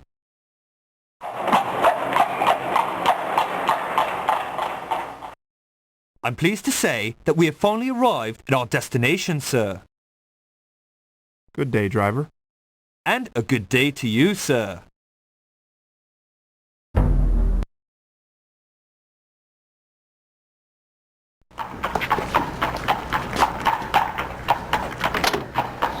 Excuse me.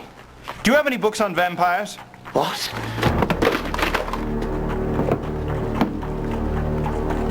What did you say your name was? Alexander Morris, sir. Well, Mr. Morris, I would advise you to leave such things which do not concern you well enough alone. Those who unearth such things often end up in the earth.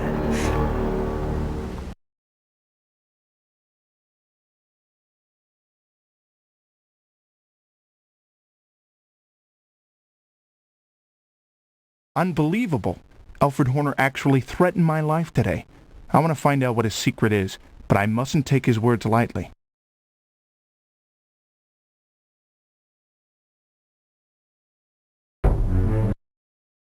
"4:35 p.m. And where can I take you today, sir? Please take me to 20 Surrey, the Strand.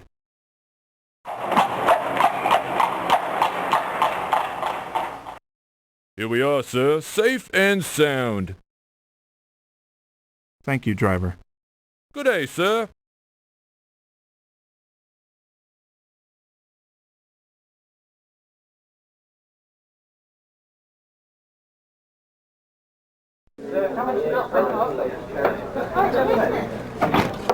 Professor, I didn't think to find you here. Ah, Mr. Morris, please sit. Let me tell you, when lunatic is trying to kill you, you drink too, yeah? Thank God Renfield did not succeed. Yeah, thanks be to God. And to you, Mr. Morris. But if what he is saying be true, then perhaps I wish otherwise. Tell me what's happening, Professor. For Quincey's sake, if not for mine. Ah, if Quincey were here, then I would have strength enough. I'll not hear this, sir. You are the strongest among us. If you falter in these times of trouble, what hope is there for the rest of us?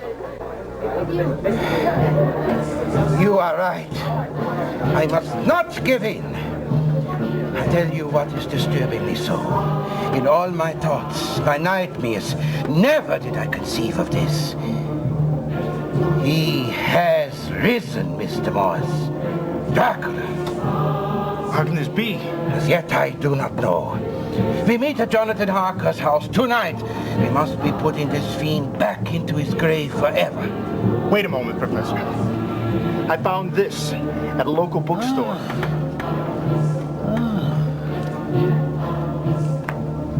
Oh, Romanian. Yeah, here's the word for amulet. And here death, and here life. Clue, this might be. I have a friend at university, Randall Briarcliff. Perhaps he is saying more. Come to Harker's tonight. Bring this with you. Thank you, Professor. I shall meet you tonight.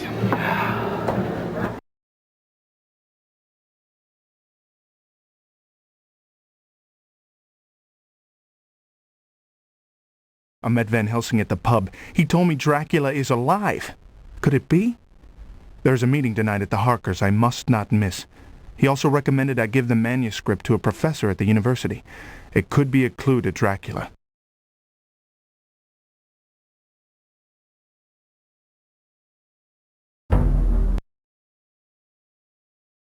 Where will Batsy here be taking us today, sir?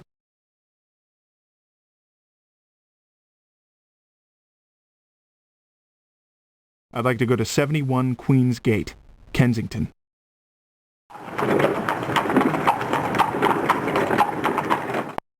Right on time, sir. Good day, driver. Good night, sir. 6:05 p.m.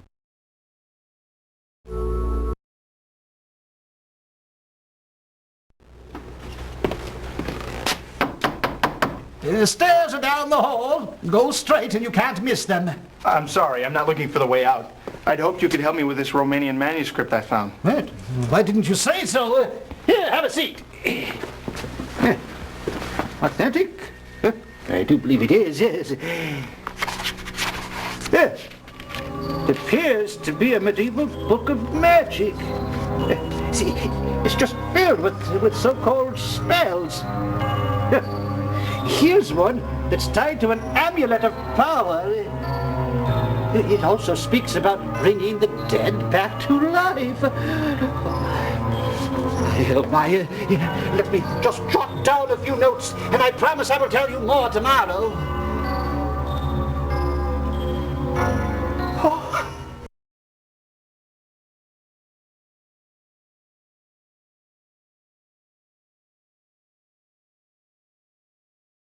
I don't know if Dr. Briarcliff belongs at the university or in an asylum. Still, he may have hit on something with this amulet. I wonder what Van Helsing will say.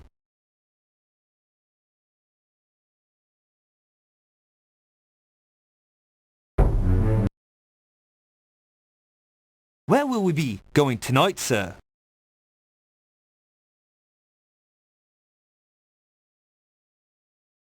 '56 Rochester in Marble Arch, driver.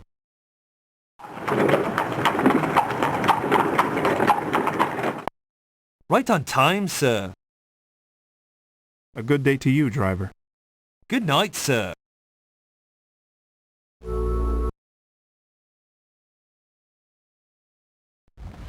You are all wondering why I am calling this meeting, yeah?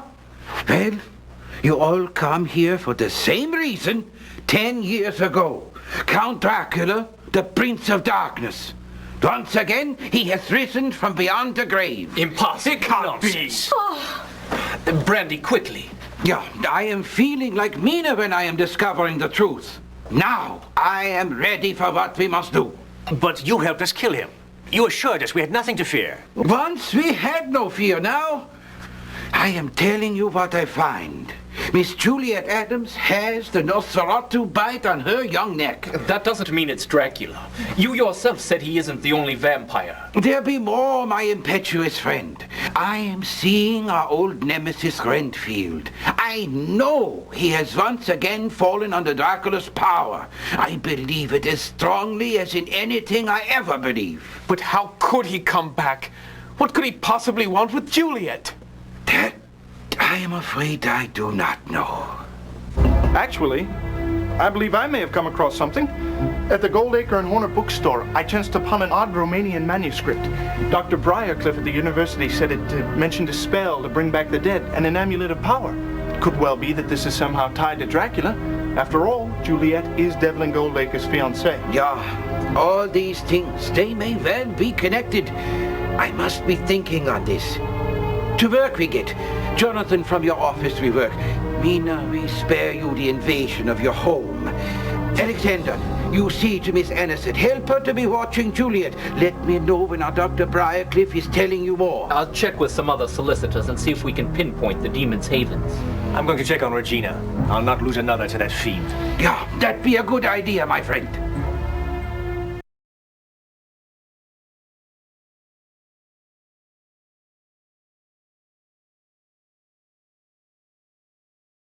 Van Helsing's story may have put the fear of God into our friends, but they seem more than capable of the task at hand. I feared the news might drive them away, but they seem more than willing to carry out whatever Van Helsing may be planning.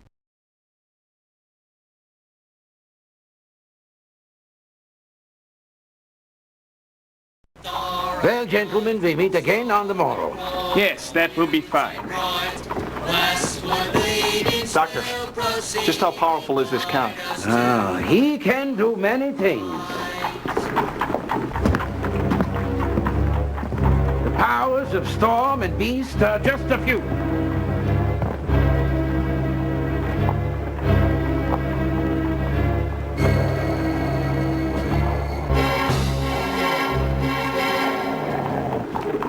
How did you stop that wolf? Wolfsbane. Why would a wolf run from this? I'm afraid that was no mere wolf. We must be checking on the others. Make sure they're all right. What you waiting for?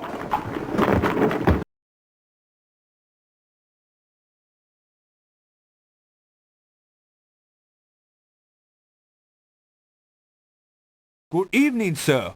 Where can old Nellie take you tonight?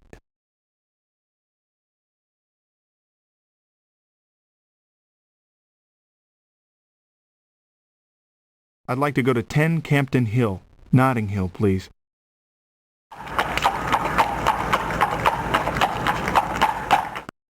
Better bundle your coat, sir. We're here. Thank you, driver. Good night, sir. 9:35 p.m.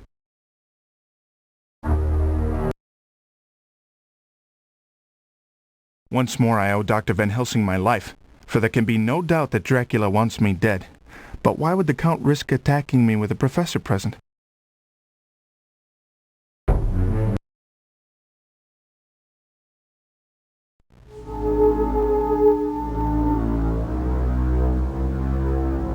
Both Anisette and Juliet have gone to sleep, blissfully unaware of the threat hovering over us. So that they may rest, I shall watch over them this night.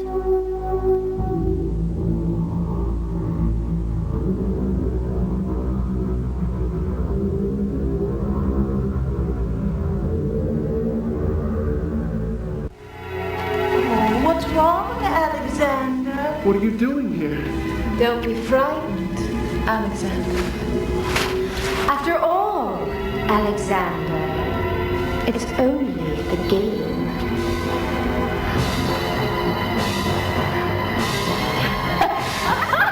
What you doing asleep? We are the ladies. Oh, dear Lord, quick! We have no time to lose!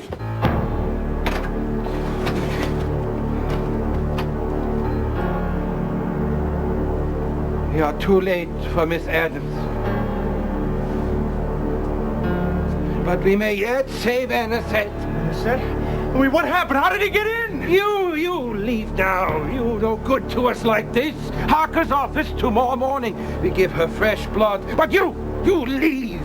Servant, my bag in the front hall.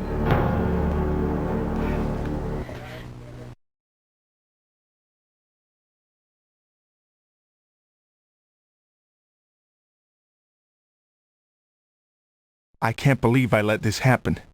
That vile creature has befouled sweet Anisette, and Juliet lies murdered. How could I have failed him so?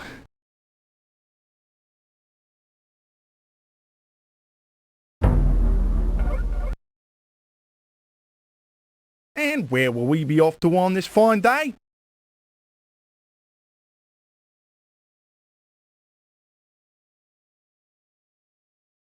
"56 Rochester in Marble Arch, driver."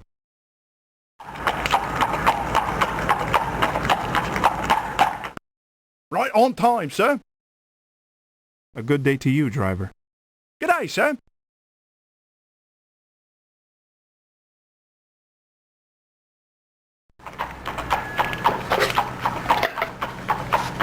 Mina? Over here, Alexander. He sent it. Reverend Jenkins. He sent it.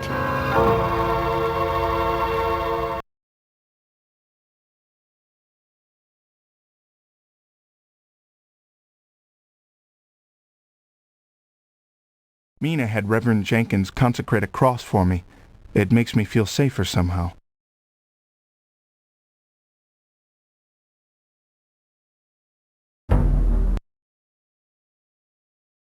And where will we be off to this fine day?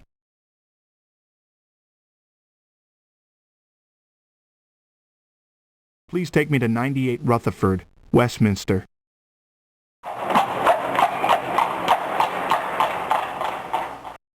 I'm pleased to say that we have arrived at our destination, sir. A good day to you, driver. Good day, sir.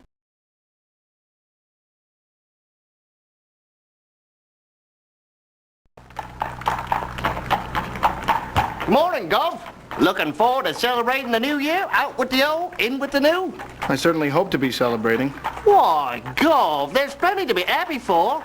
If nothing else, the coppers has almost solved the slasher case. So me, I'm looking forward to bringing in the new year right. After all, by this time next century, we'll have world peace, cured all diseases, ended famine, be riding around in the moon.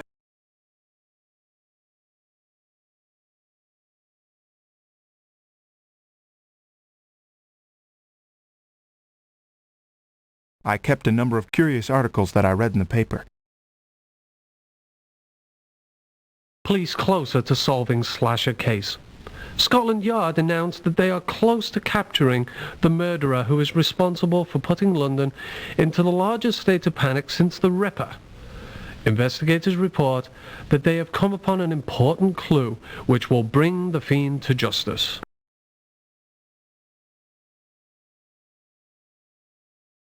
To the editor of the Times. Sir, the century is rapidly reaching a close, and most Londoners are viewing it with trepidation and fear. It seems that violence and murder are becoming an everyday occurrence in our fair city. I, for one, see the new epoch as a chance for England to lead the world into a reign of enlightenment. This bloodshed that curses humanity will end, and England will shine as a beacon. God save the Queen, Lord Godalming.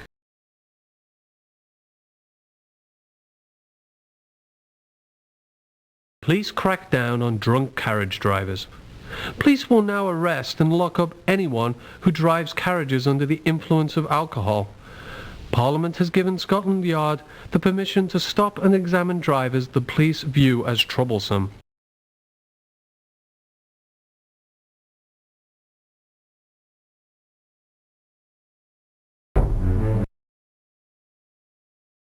We're off, sir, as soon as you tell me where you'd like to go.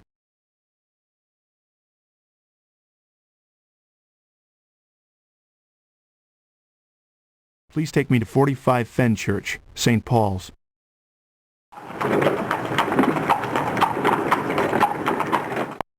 Here we are, sir, safe and sound. A good day to you, driver. Right. Have a good day, sir.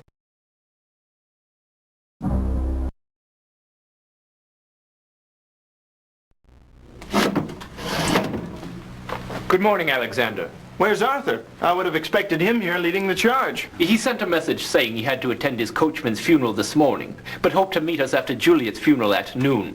When I checked on them after our scare last night, Regina said they hadn't seen anything, much less a wolf. I think they're all right, for now. Excuse me, message for Dr. Seward? For me? Good Lord! There's been a fire at the asylum. At least one person is dead, and several more are trapped. I must be off at once. Yeah, we all need to be about our duties. We meet at Anisette after Juliet's funeral. Wait, wait, I almost forget. I need a stake so big and pointy. Oh, and a mallet too. Good boy. Yeah.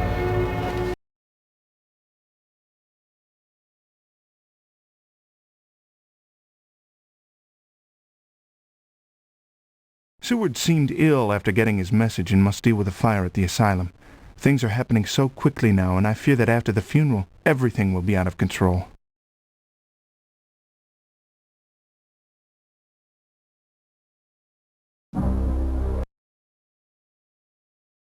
And what part of our beautiful city would you like to see today, sir?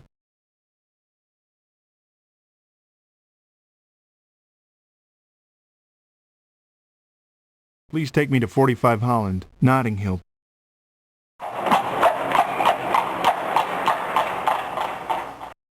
Right on time, sir. Thank you, driver. Right. Have a good day, sir.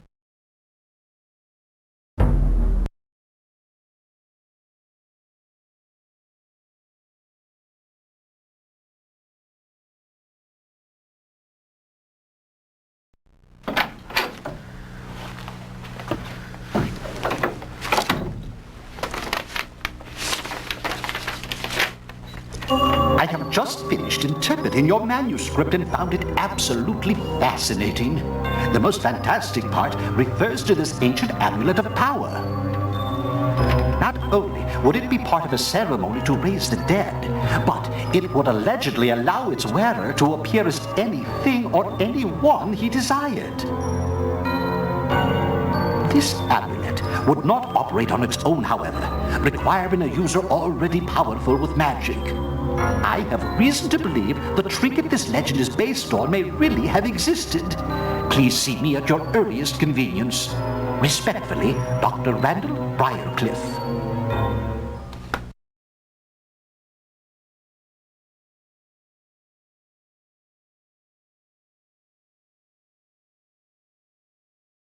Dr. Briarcliff's message may be the clue to clearing up this mystery. Mere days ago I would never have believed such an amulet could exist. Now,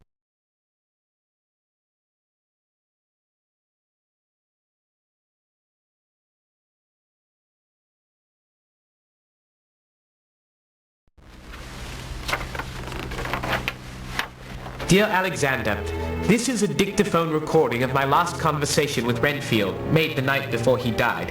It did not strike me as surprising then, but now, please listen to it. I need someone to confirm my suspicions. Dr. John Seward.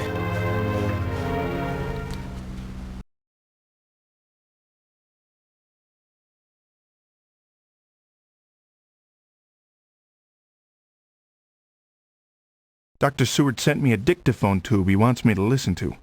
Now, where have I seen a dictaphone?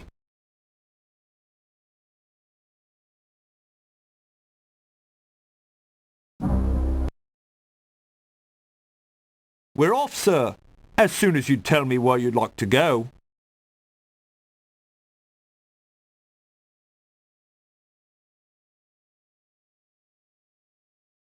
I'd like to go to 71 Queen's Gate, Kensington.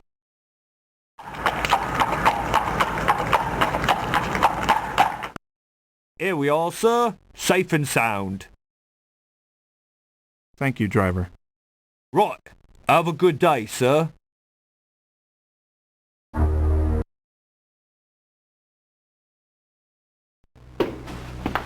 Dr. Breyer!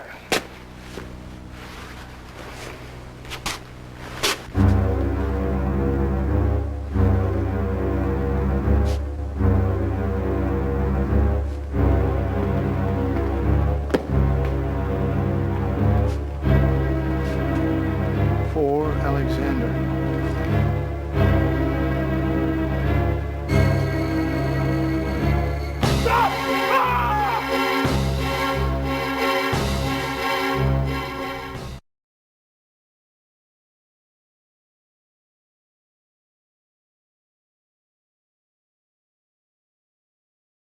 I'm still weak from my shock at the university. May I never again see a sight as horrifying as that. Why do I feel like Dracula knows my every move?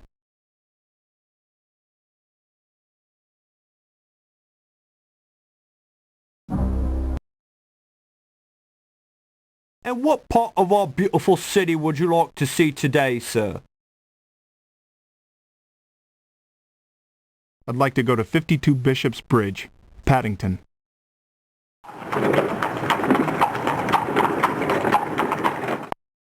I'm pleased to say that we have arrived at our destination, sir. Good day, driver. And a good day to you, sir.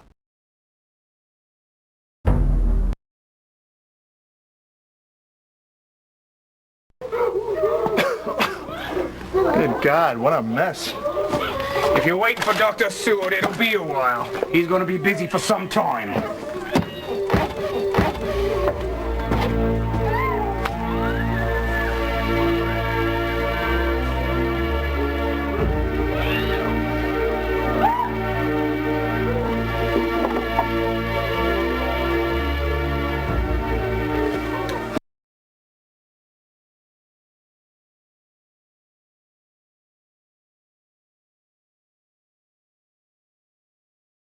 Dr. Seward's asylum was a wreck. I wonder if the vampire had anything to do with the fire. I feel bad about taking the stake and mallet, but I have a feeling we'll need them.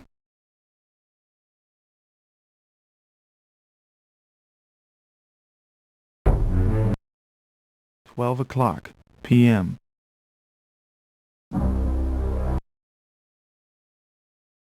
Good day, sir. Where might I be taking you?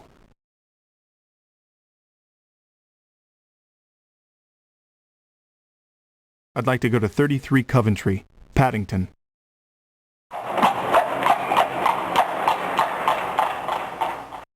We're here, sir. Thank you, driver. And a good day to you, sir.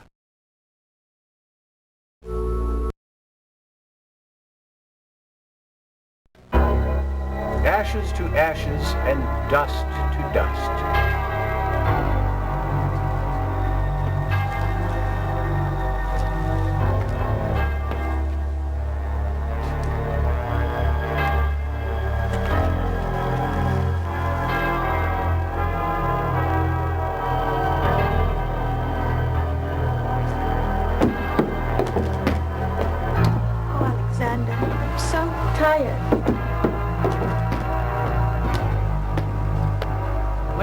At least she's got loved ones to come see her off. Aye. Pity about that feller earlier. I guess no one wanted to see a headless corpse. I says, you gotta make what friends you can while you're still alive. That ways, it ain't so lonely when you're gone.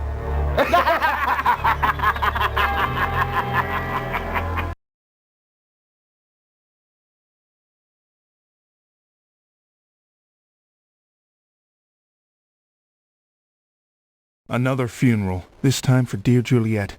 If only I could believe she truly rests in peace. But that is not the case. Action must be taken.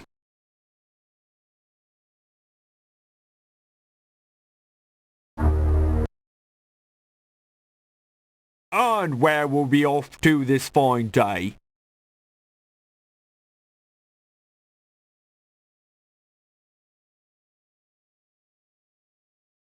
Please take me to 20 Surrey, the Strand.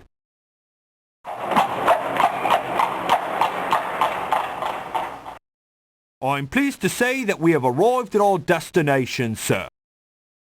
Good day, driver. And a good day to you, sir.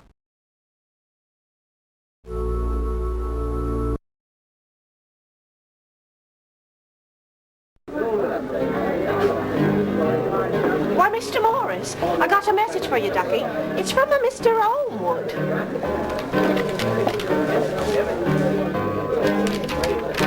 Alexander, I've discovered something of urgent interest to the both of us. Please meet me at my house at 9 p.m. tonight.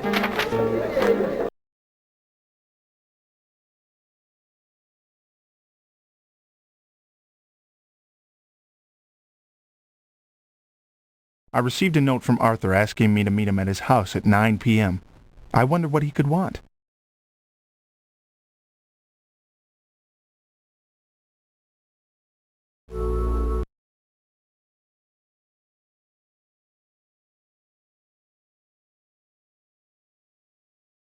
This dictaphone tube was sent to me by a very concerned Dr. Seward.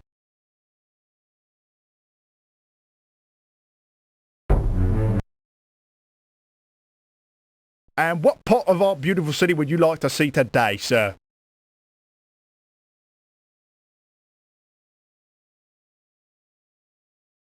Please take me to 45 Fenchurch, St. Paul's.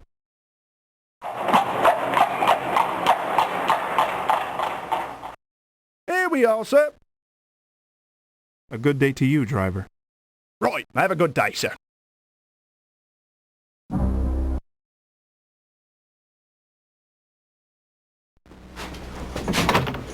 Of course I recognized you, sir. Mr. Harker left specific instructions to help you or his other friends in any way I can.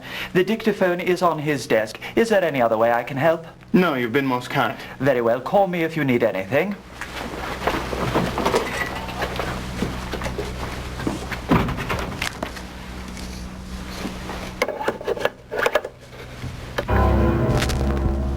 Whatever possessed you to attack Van Helsing? Do you not value your own safety, your own life? Life? what do you know about life? You see, Doctor knows nothing about life. There is life after life. After life. After life. After life. After life. After life. After life. After life. After life.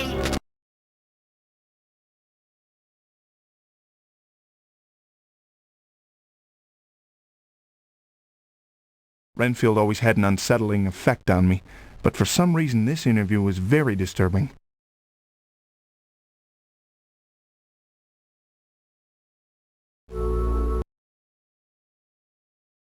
And where can I take you today, sir?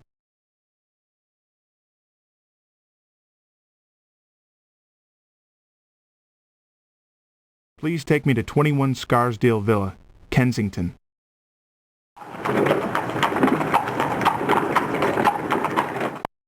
We're here, sir. Good day, driver. Good day, sir.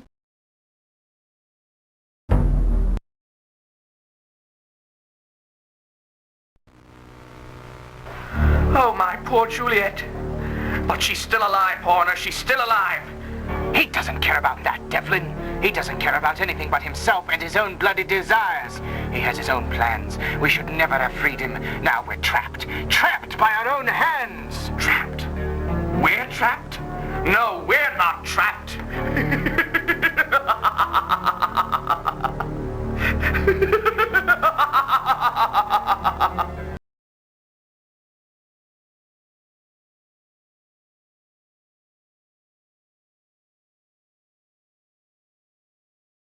I can't believe it! A secret chamber in the Hades Club. I swear that the voices behind the wall were that of Devlin and his lackey, Alfred Horner. I believe Goldacre is going mad.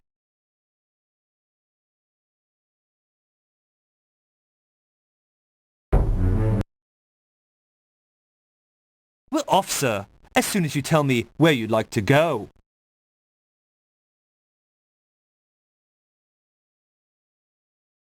Please take me to 20 Surrey, the Strand.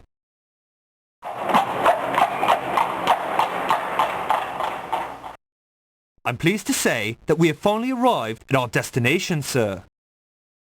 Good day, driver. And a good day to you, sir.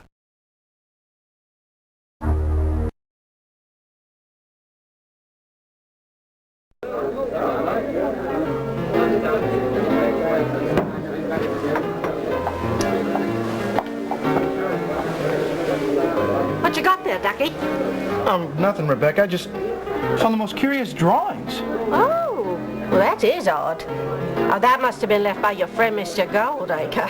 Oh, that's a peculiar bloke, that one. He was standing right where you is now, muttering away.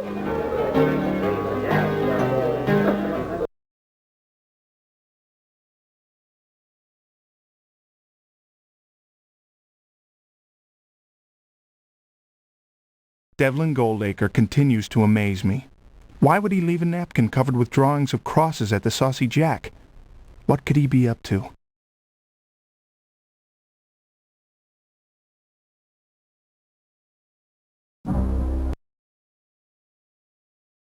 Where will Betsy be taking us today, sir?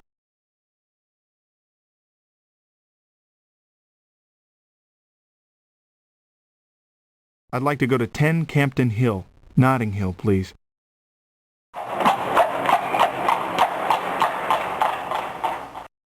Better bundle your coat, sir. We're here. Thank you, driver. Good day, sir.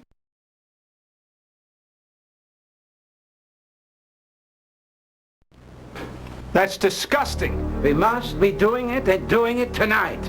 If we do not drive a stake into Juliet Adams immediately, heaven help those who be her next victim. Well, I've had no luck tracking the demon down. I've checked with every shipping clerk I know. I suppose Dracula doesn't make the same mistake twice. Our only option now seems to be stopping Juliet.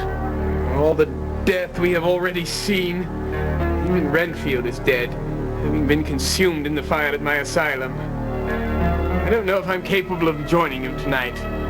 Today's events have left me rather weak. I'll stay here with Sword. After all, Aniset's already been attacked once. This way I can stay close to Regina. That sounds like a good idea, my friend. The rest of us is meeting at the cemetery before dark.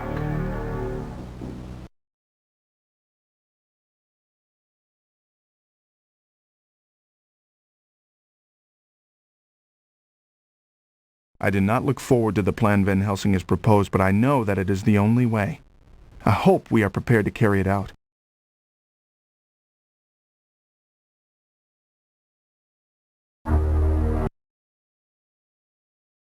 And where can I take you today, sir?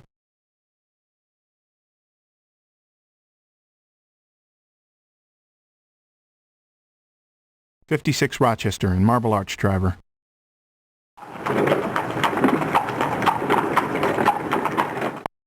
Better bundle your coat, sir. We're here. A good day to you, driver. Good night, sir. 6:05 p.m.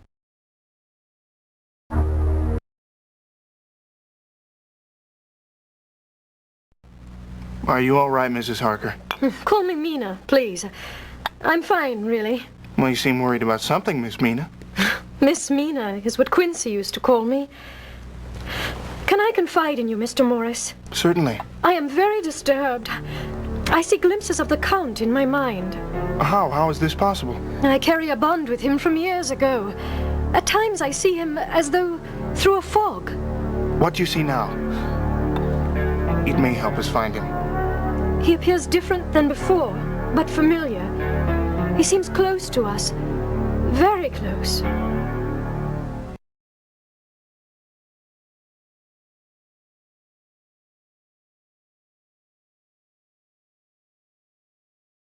I'm glad to know Mina Harker trusts me, but I'm worried for her.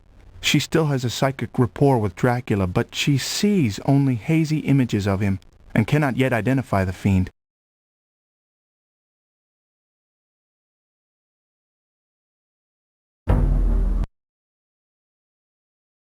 Good evening, sir. Where can old Nellie take you tonight?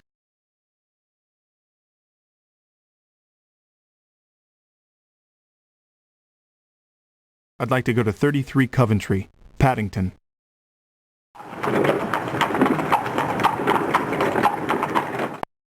I'm pleased to say that we have finally arrived at our destination, sir. A good day to you, driver. Good night, sir.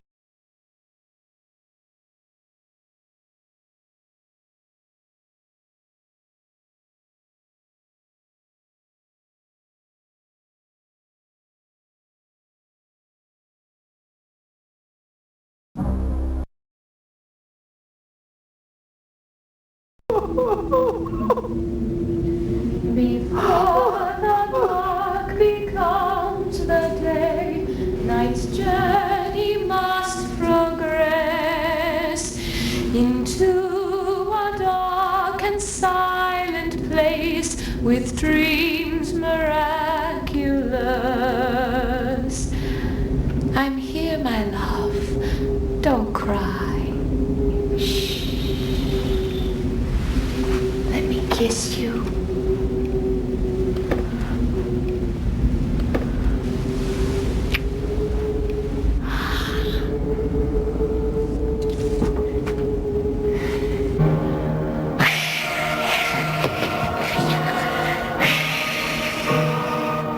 Alexander! Jonathan! Quick, come!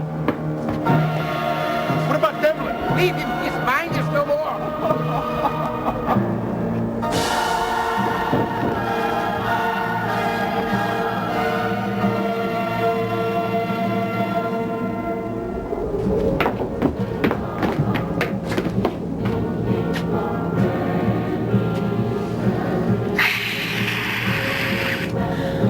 Jonathan, protect me! Mina? No! Alexander, help me! I'm here in a sec. No, Alexander! It's not here! No, Alexander!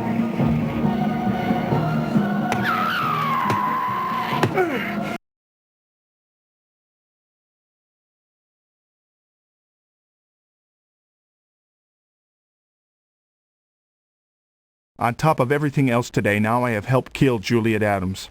I know she was already dead, but her scream will haunt me for the rest of my life.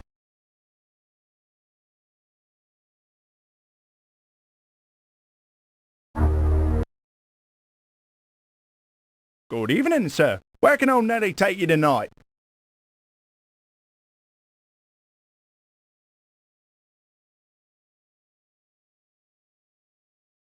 I'd like to go to 10 Campden Hill, Notting Hill, please.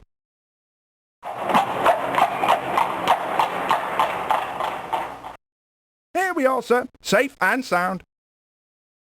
A good day to you, driver. Good night, sir.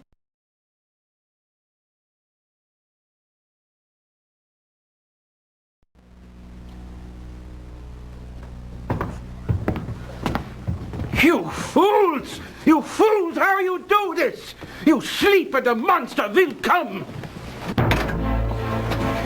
Stay back, you room! But how did Dracula get in here? Well, if none of you is protecting Anisette, then it falls to me. Also, I must hypnotize her as I once do Mina. Oh, I pray we find out what the demon be up to. Is that wise? Won't that tip Dracula off to our plan? Plan? What plan? We have no plan. But, Doctor, what can I do? Anything at all. Do I look like an old man? Out, all of you! You're no good to me here.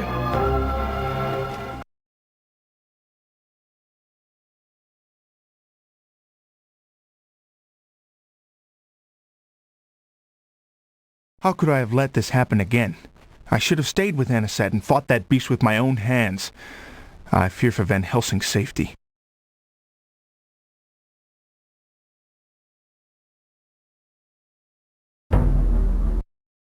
"7:55 p.m.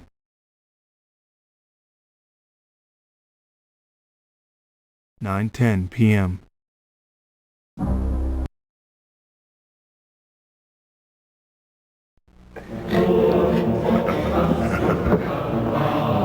Stop! Stop? You think you could stop me?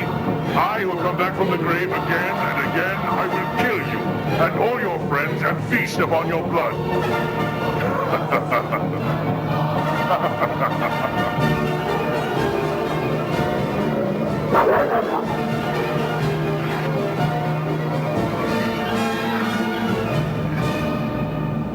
Doctor! Quickly, we must get him to my house. We can have Mina stay with Anisette. That paid again.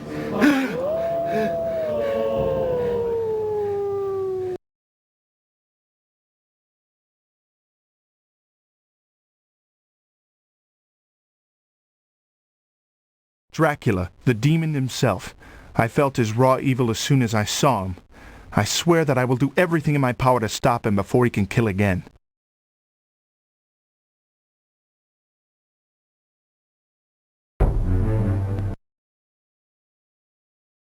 Good evening, sir. Where can old Nellie take you tonight?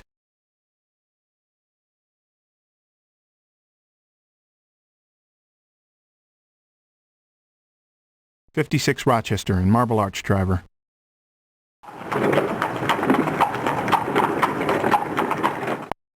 Here we are, sir. Safe and sound.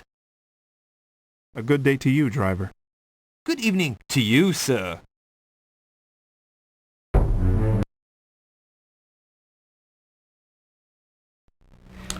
I agree with your self-diagnosis, Doctor.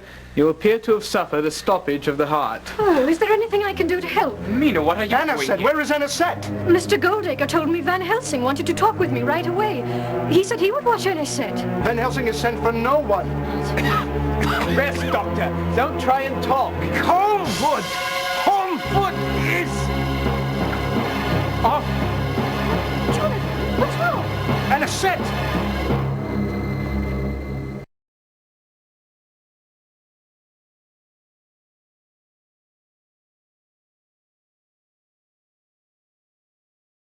Things have become desperate.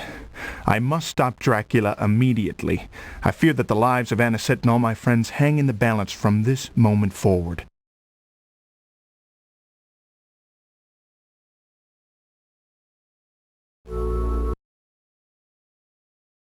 Good evening, sir. Where can old Nellie take you tonight?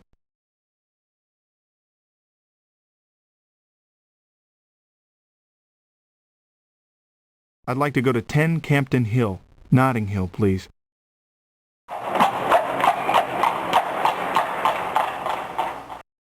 We're here, sir. Thank you, driver. Good night, sir.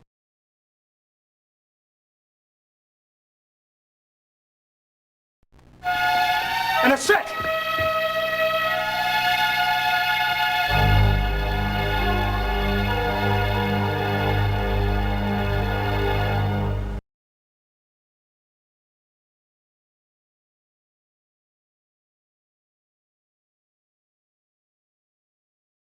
Anisette is gone. But where?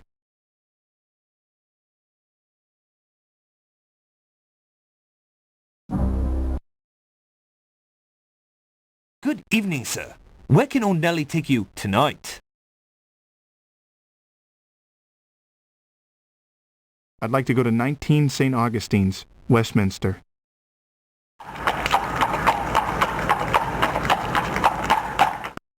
You better bundle your coat, sir. We're here. Good day, driver. Good night, sir.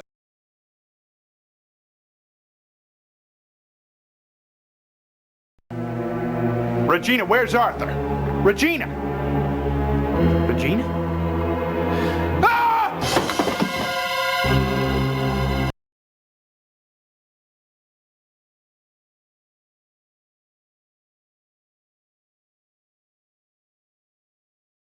Dracula must have slain poor Regina months ago. Somehow he has used his accursed amulet to reanimate her and make her appear alive.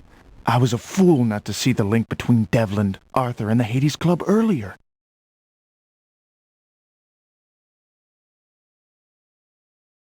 "11:55 p.m.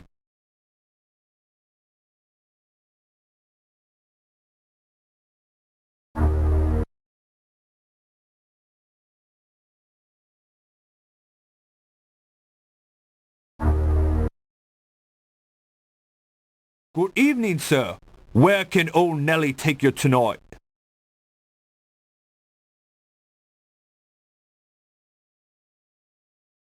Please take me to 21 Scarsdale Villa, Kensington.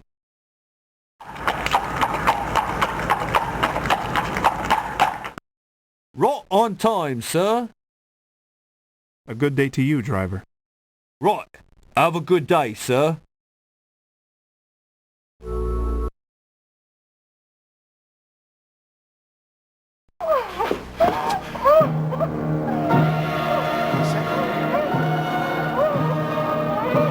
Don't bother struggling, my dear. Your pain will soon be over. Dracula! No, you are not he. But he will be here soon, very soon. You see, he needs Anisette. And he will do to her as he's done to my Juliet. Devlin, you're mad! Mad? No. Brilliant. You see, he will come. I've baited the trap. And now he will find out who the true master is. Oh, Anisette, I'm so sorry I put you through this.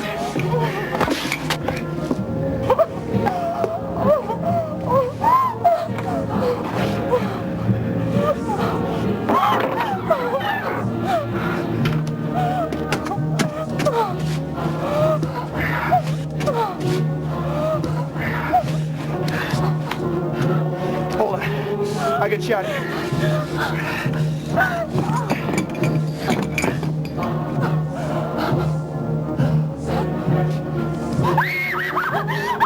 Ah, my dear friends, we're together again. Oh, Arthur, thank heaven you're here. He's not Arthur. No. I slew him and his wench months ago.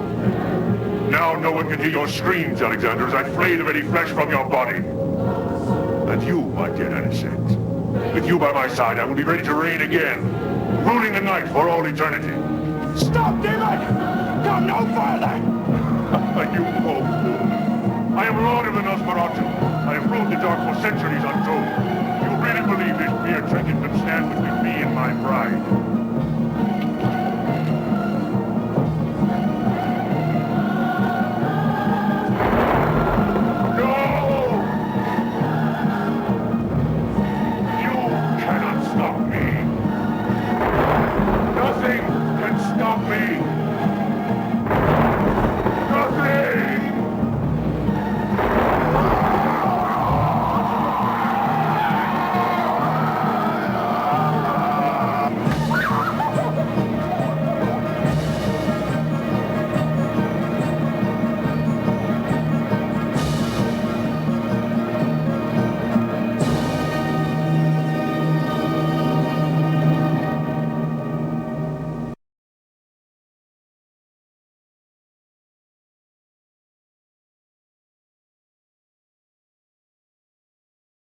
Well, Quincey, it's through.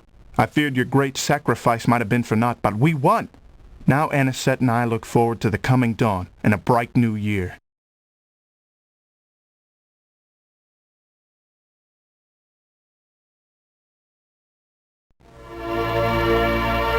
How cruel are the fates.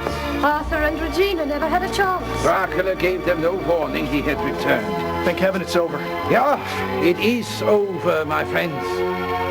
And we are all alive. Dracula is gone forever.